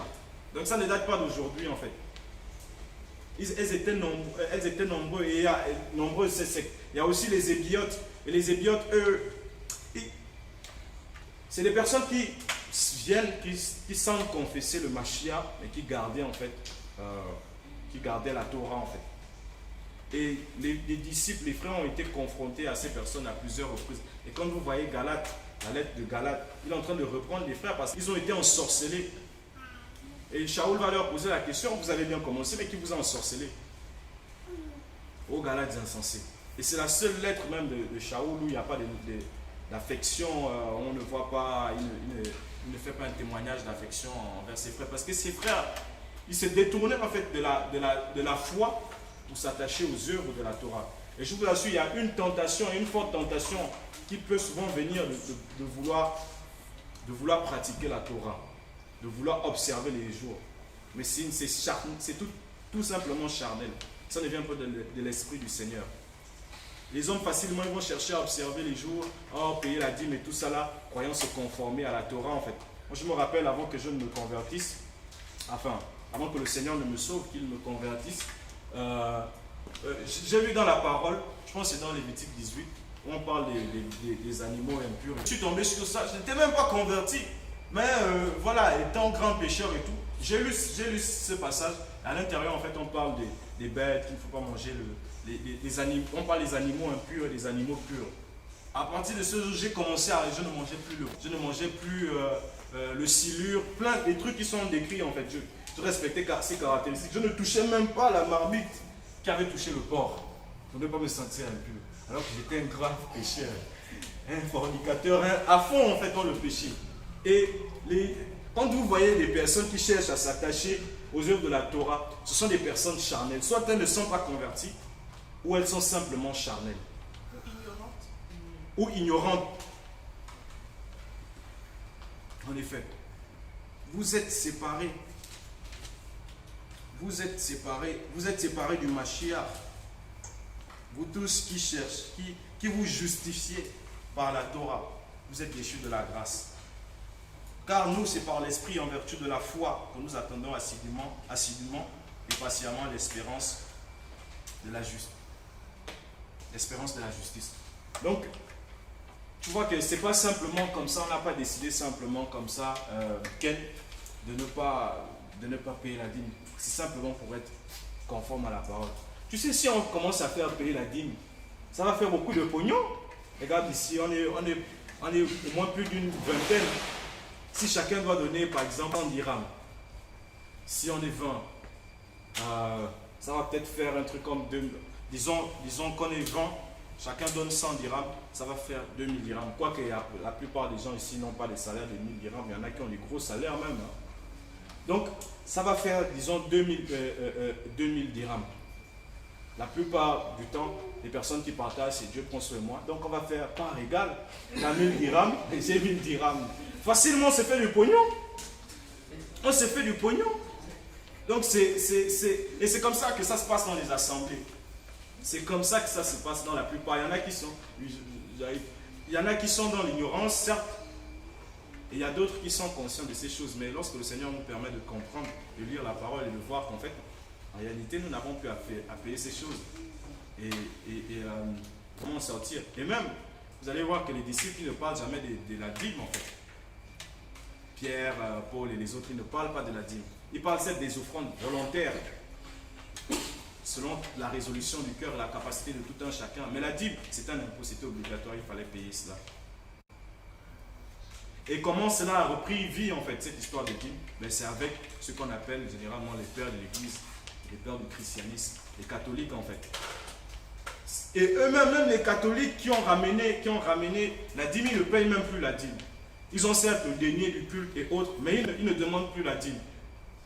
Mais comme l'argent, l'amour de l'argent a augmenté dans l'humanité, les évangéliques, les éveillés et autres, ils sont restés attachés à cela. Et ils ont même perverti la parole. Ils ont changé les ordonnances du Seigneur parce que ça ne concernait pas l'argent comme on l'a vu, mais les matériels. Aujourd'hui, prends un peu, je ne sais pas, le mouton, tu vas offrir, tu dis au pasteur que voici la dîme. Encore qu'on n'a plus à la payer en fait. Mais il va peut-être nous dire en fait. Je vais faire quoi avec?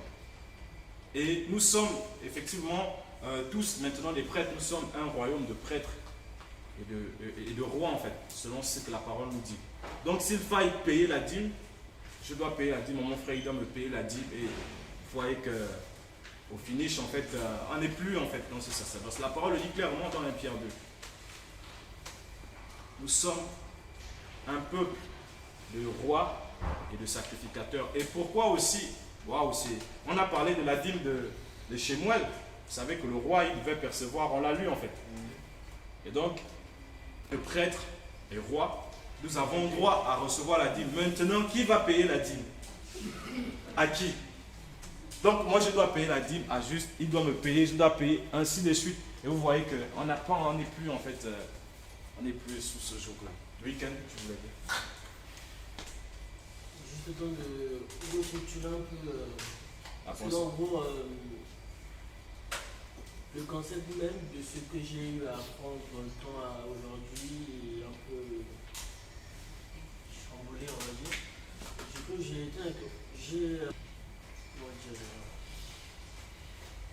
l'information principale que j'ai reçue, c'était que la dîme était censée aider l'Église à évoluer. Parce que même sous la Torah, j'ai cru comprendre qu'il y avait un lieu saint.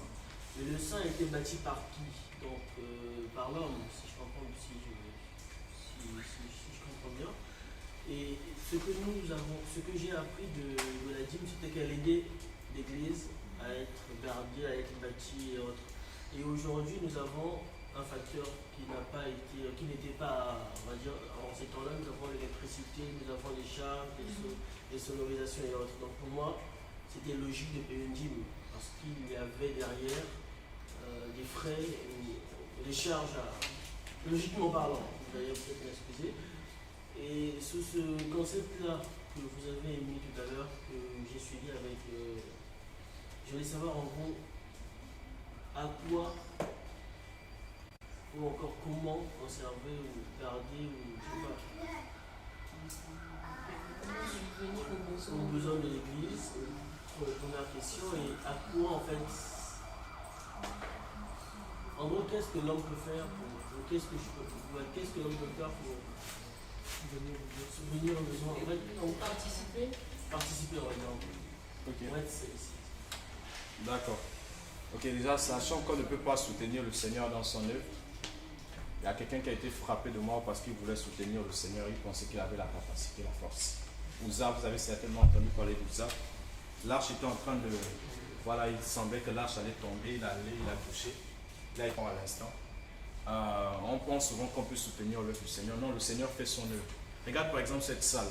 J'estime que cette salle, on la loue à combien? On paye combien pour être ici? si je veux le mètre carré, on va dire, on n'a pas moins de 100 mètres carrés, donc on va dire dans les 14 000. Sachant on l'utilise, on peut l'utiliser le dimanche, on peut l'utiliser aujourd'hui et même demain le dimanche. Une estimation? Oui, ton estimation. On va dire 14 000. 14 000, ok. Qui dit mieux? Paul. Les enchères. Tu n'as pas une idée. Bah, le Seigneur fait son œuvre. On ne paye pas pour être dans cette salle. Et tu vas remarquer que dans la salle, la plupart des personnes sont jolies. Quels sont ceux qui travaillent? Est-ce qu'on peut lever les mains en fait? Ceux qui travaillent, voilà, une, deux, voilà, 1, 2, 3, 4, 5, 6, 7, 8, 9. En tout cas, la majorité. Les chômeurs, est-ce que vous pouvez lever les mains?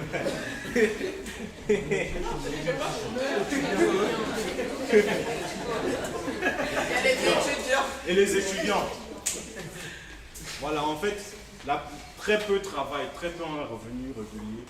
Et même parmi ceux qui travaillent, ce n'est pas forcément des milliards qu'ils gagnent en fait. Mais le Seigneur fait son œuvre de telle sorte que, par sa grâce, l'Assemblée soutient des personnes qui sont en besoin, qui ont besoin de loyer. Il y a des charges locatives, et des enfants et autres. Et pourtant, en fait, tu vas voir, on va terminer ici, on ne va pas dire, ok, la sœur Emmanuel entonne le chant, c'est l'heure des offrandes. C'est pas que c'est un péché de le faire.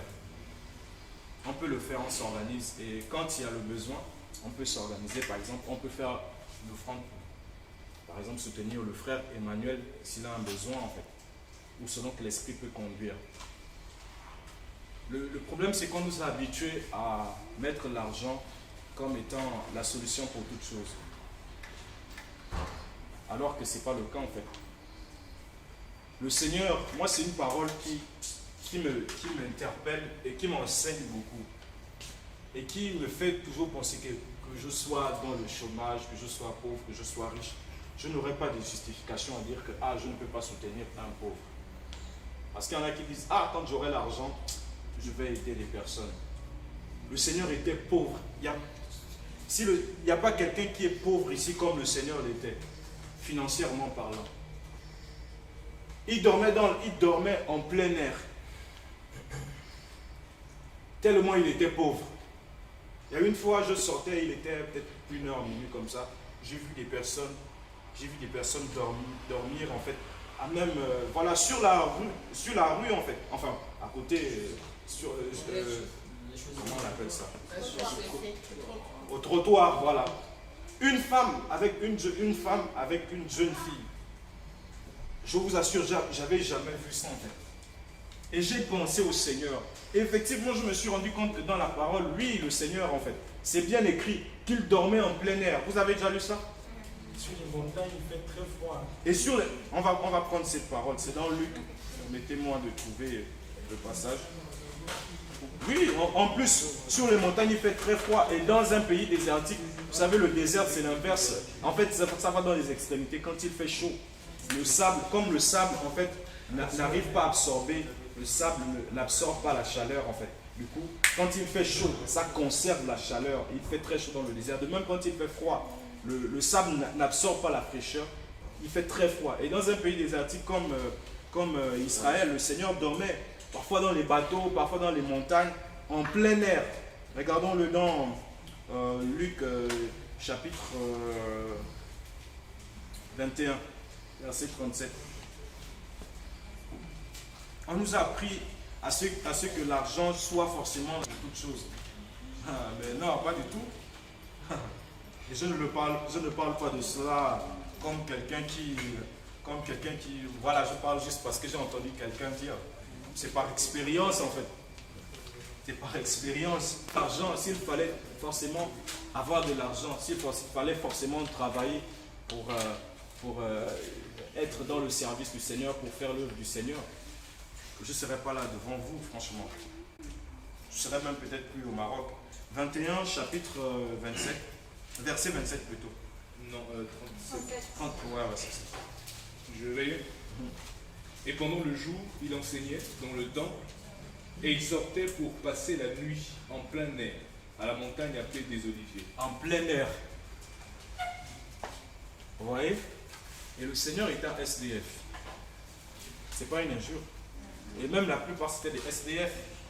Shaoul et autres, c'était des SDF. D'ailleurs, il le dit clairement dans 1 Corinthiens 4 par là. Sans domicile fixe. SDF, ça veut dire sans domicile fixe. Tu vois un peu Ken? Les personnes qui ont servi le Seigneur, on a vu la puissance qui ont servi Noémie. Ce n'étaient pas forcément des personnes d'abord riches. Ils ne mettaient pas d'abord l'argent en accent. Et pourtant, le Seigneur, dans toute sa pauvreté, mais ayant la vie de l'esprit, la puissance d'en haut, nourrit des milliers et des milliers de personnes. Donc, s'il était pauvre, un pauvre qui nourrit des milliers de personnes, tu vois un peu? On nous a appris, oh non, mais il faut soutenir l'œuvre du pasteur, il faut soutenir l'œuvre de l'assemblée, comme dans une assemblée à Agadir où, voilà, les réprimander parce que c'est l'argent du pasteur venait ailleurs, on envoyait tellement, les chrétiens ne payaient pas. Une assemblée d'étudiants, mais il y a des offrandes où on dit le minimum c'est 500 dirhams. D'étudiants, hein? Et là je ne vous parle pas comme ayant, comme si on m'a raconté. J'ai écouté, j'étais dans l'assemblée en question pour rencontrer ces prédicateurs-là. Mais quand le Seigneur voit d'abord la disposition des cœurs, lui-même il touche les personnes, il va toucher une personne qui a des moyens et la personne va laisser l'accès par exemple. Comme tu peux le voir, c'est une très grande salle en fait, tu as estimé à 14 000 dirhams. Et il y a plein de choses, c'est pas pour glorifier l'assemblée, c'est pour glorifier le Seigneur et dire qu'en fait, c'est pas l'argent, c'est pas d'abord l'argent. Donc cette pensée qui dit oui, il faut soutenir l'œuvre, c'est par les dîmes et tout, qu'on soutient. Non, il y a les offrandes certes, les offrandes volontaires, selon le besoin, selon la résolution de tout un chacun. Il y a par exemple des frères qui font cela, il enlève carrément son salaire, tout son salaire, il donne. Il donne pour l'œuvre du Seigneur. Quelqu'un n'est pas venu, c'est pas un homme qui est venu lui dire cela, mais il décide de donner en fait. Et sans forcément venir faire de la publicité, que je l'ai fait et tout. Mais on voit, il y a des finances. Tu vois un peu? Je sais pas, la dernière fois qu'on a fait, c'était c'était spontanément comme ça. Le Seigneur a mis la pensée de faire une offrande pour aider, pour donner à un frère. Eux-mêmes, ils ne savaient pas. Ils étaient même choqués, ils étaient étonnés. Comme ça. Et ça fait peut-être plus d'un mois. C'était la première fois au séminaire, le premier. Tu vois un peu? Et certes, il y a des besoins, il y a des frères qui sont dans le besoin, mais le Seigneur soutient, il fait son œuvre. Pourquoi? Parce qu'il utilise les hommes qui veulent simplement obéir, en fait. Il utilise leurs finances. Quand il y a vraiment la crainte, l'amour du Seigneur dans une assemblée, en fait, on n'a pas besoin de venir faire, regarde tel frère, il n'a pas de chaussures, il n'a pas ceci. Le Seigneur ouvre les yeux et puis il dispose. Et le Seigneur, Shaoul va faire ce bon témoignage des Macédoniens. Ils se sont d'abord donnés eux-mêmes en fait, avant de donner leurs biens. Et c'est ce que le Seigneur regarde d'abord. Quand il va prendre de Caïn ou Caïn, c'est pas si, la parole nous dit qu'il va regarder à Caïn et à son offrande en fait. il va d'abord regarder le caïn, le cœur, avant de l'offrande. Or, on peut donner beaucoup, mais si on ne sait pas d'abord donner au Seigneur, en fait, c'est pas évident, ce sera mécanique.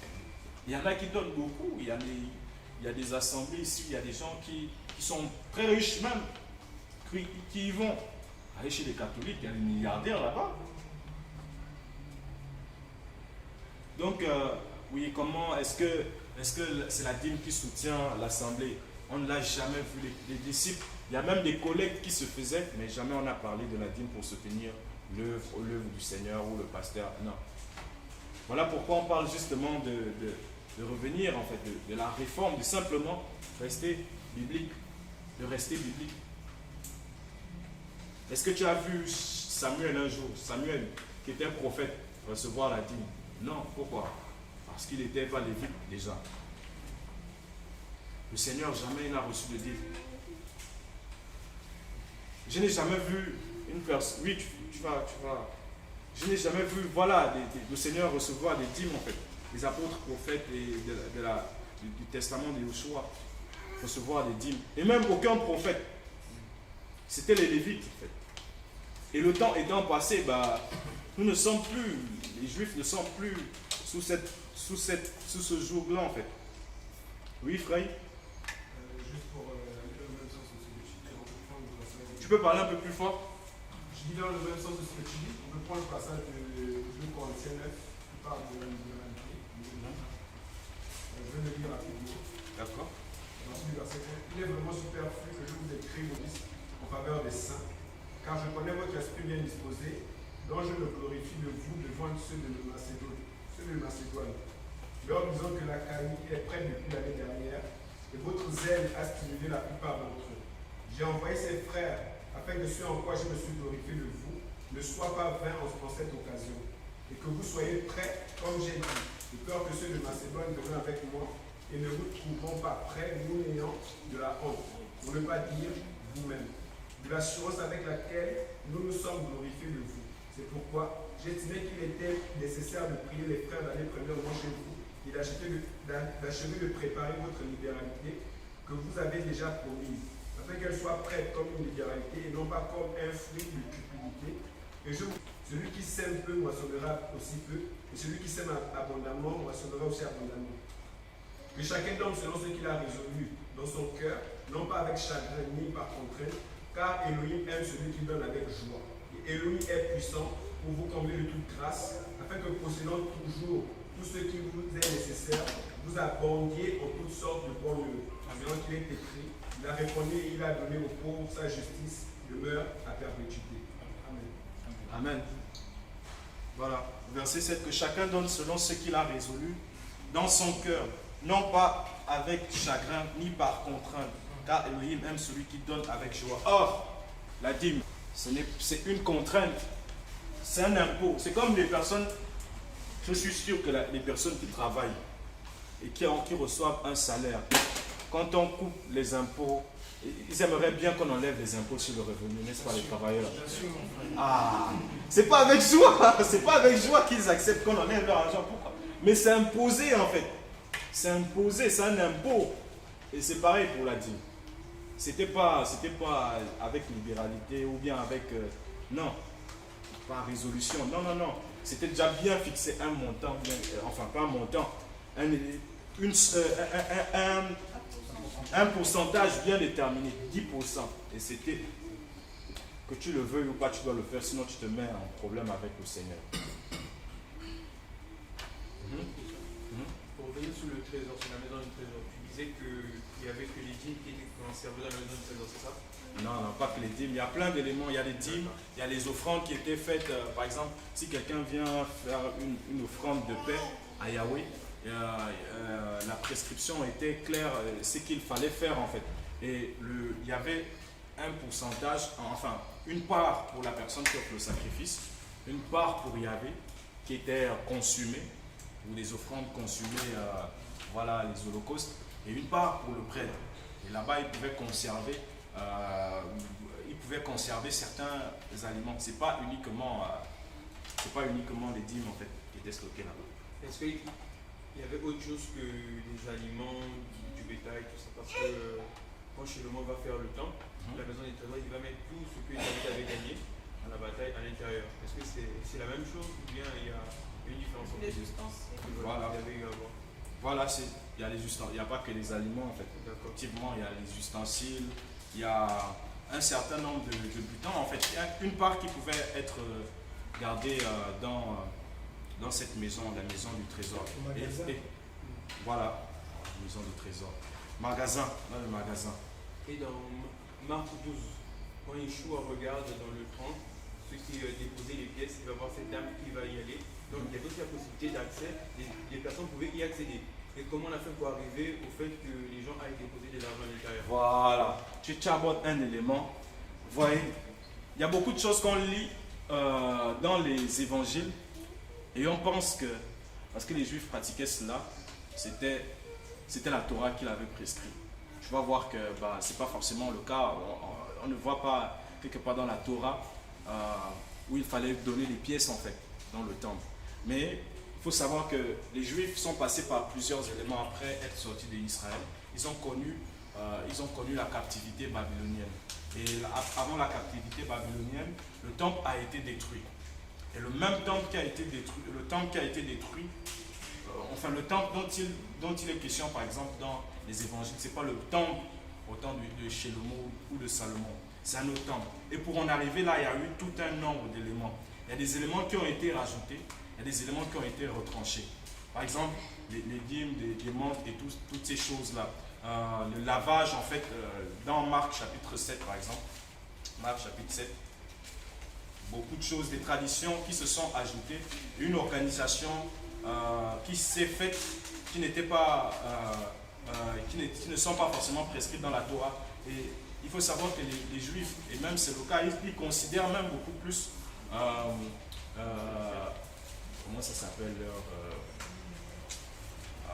ils considéraient beaucoup plus les traditions et les commandements des hommes que même la Torah. Et c'est toujours le cas jusqu'aujourd'hui en fait. Ils ont un livre là, le Talmud, voilà, la tradition orale qui est censée expliquer ce qui est écrit. Et il y a beaucoup de choses qui sont rajoutées, beaucoup de choses qui sont retranchées. Leur tradition orale, les enseignements des anciens. Et ces éléments ne sont pas nécessairement écrits dans la parole. Et on n'est pas appelé à se conformer à ces choses-là. D'ailleurs, le Seigneur va dénoncer cela dans le verset, à partir du verset 1, chapitre 7, Marc. Et les pharisiens et quelques scribes qui étaient venus de Yerushalayim se rassemblent auprès de Yerushalayim, c'est Jérusalem. Et ayant vu que certains de ses disciples prennent leur repas avec des mains impures, c'est-à-dire non lavées, ils les blâmèrent. Car les pharisiens et tous les juifs ne mangent pas s'ils ne se sont pas lavés jusqu'au coude, retenant la tradition des anciens. Une tradition qui a été transmise. Et au retour de la place du marché, s'ils ne sont... Voilà, on nous parle de la tradition des anciens. Si tu lis par la suite, on va voir que le Seigneur va les reprendre. Il y a un certain nombre d'éléments qui vont être mis en place. Et même le temps dont il est question, c'est un cas bien particulier du mélange qu'il y a eu en fait entre le monde, entre le joug, la captivité romaine dans laquelle Israël peut se trouver et la parole. Parce que ce temple, il a été construit par Hérode. Hérode le fait construire et il va le dorer, il va mettre de l'or et tout. Et il y a d'ailleurs dans 24, les disciples vont faire remarquer au Seigneur la belle bâtisse en fait. Il va vraiment faire quelque chose d'énorme en fait. Un temple énorme et pour regagner en fait le cœur des Juifs, parce qu'il n'était pas légitime en fait, Hérode, il n'était pas légitime qu'il puisse régner sur les Juifs. Il avait une certaine revendication, il y avait des revendications et avant cela il y avait eu beaucoup de révoltes juives. On nous parle par exemple de la révolte des Maccabées. Et au temps des Maccabées en fait, il y a plusieurs, si vous faites des recherches et vous cherchez en fait la révolte des Maccabées, vous allez voir que il y a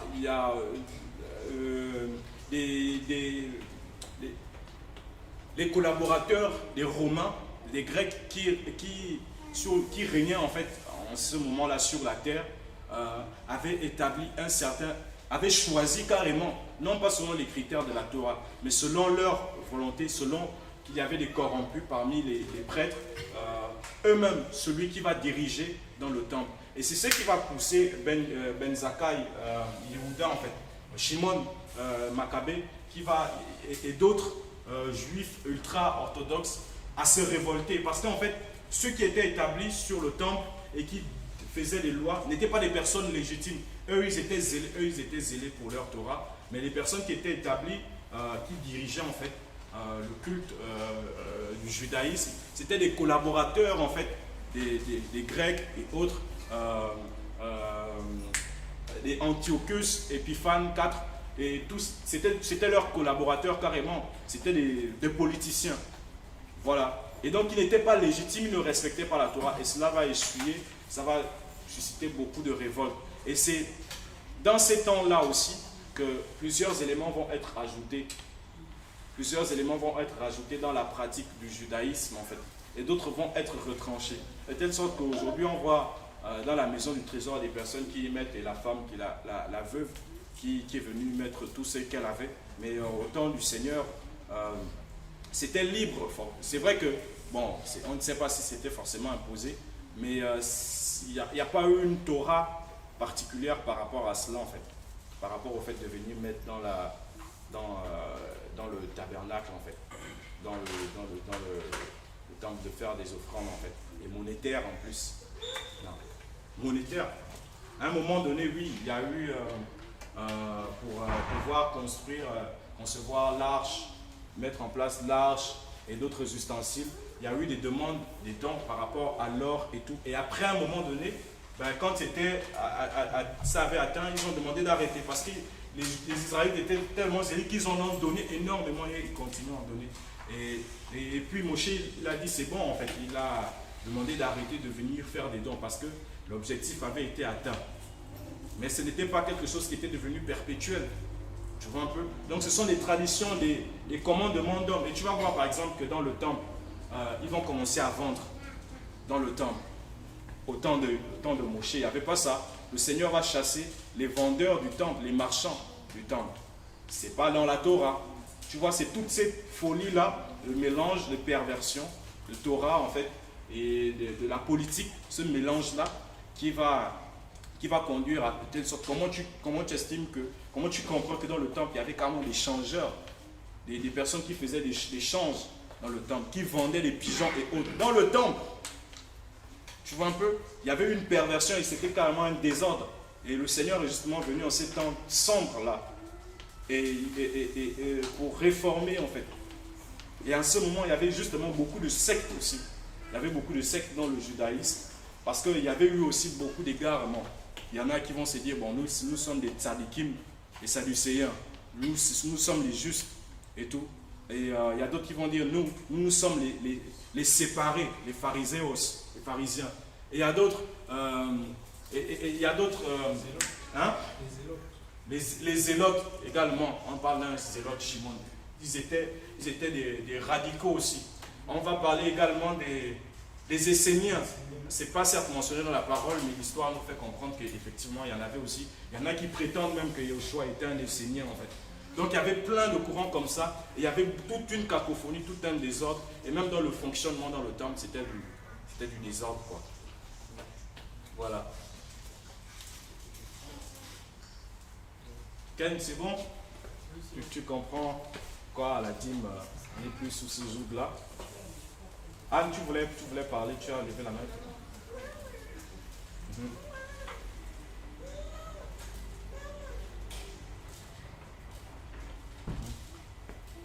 Donc, s'il n'y a pas d'autres interventions, enfin, d'autres interventions, d'autres questions, on va s'arrêter là. Je pense que le temps passe tellement vite qu'il est 19h03.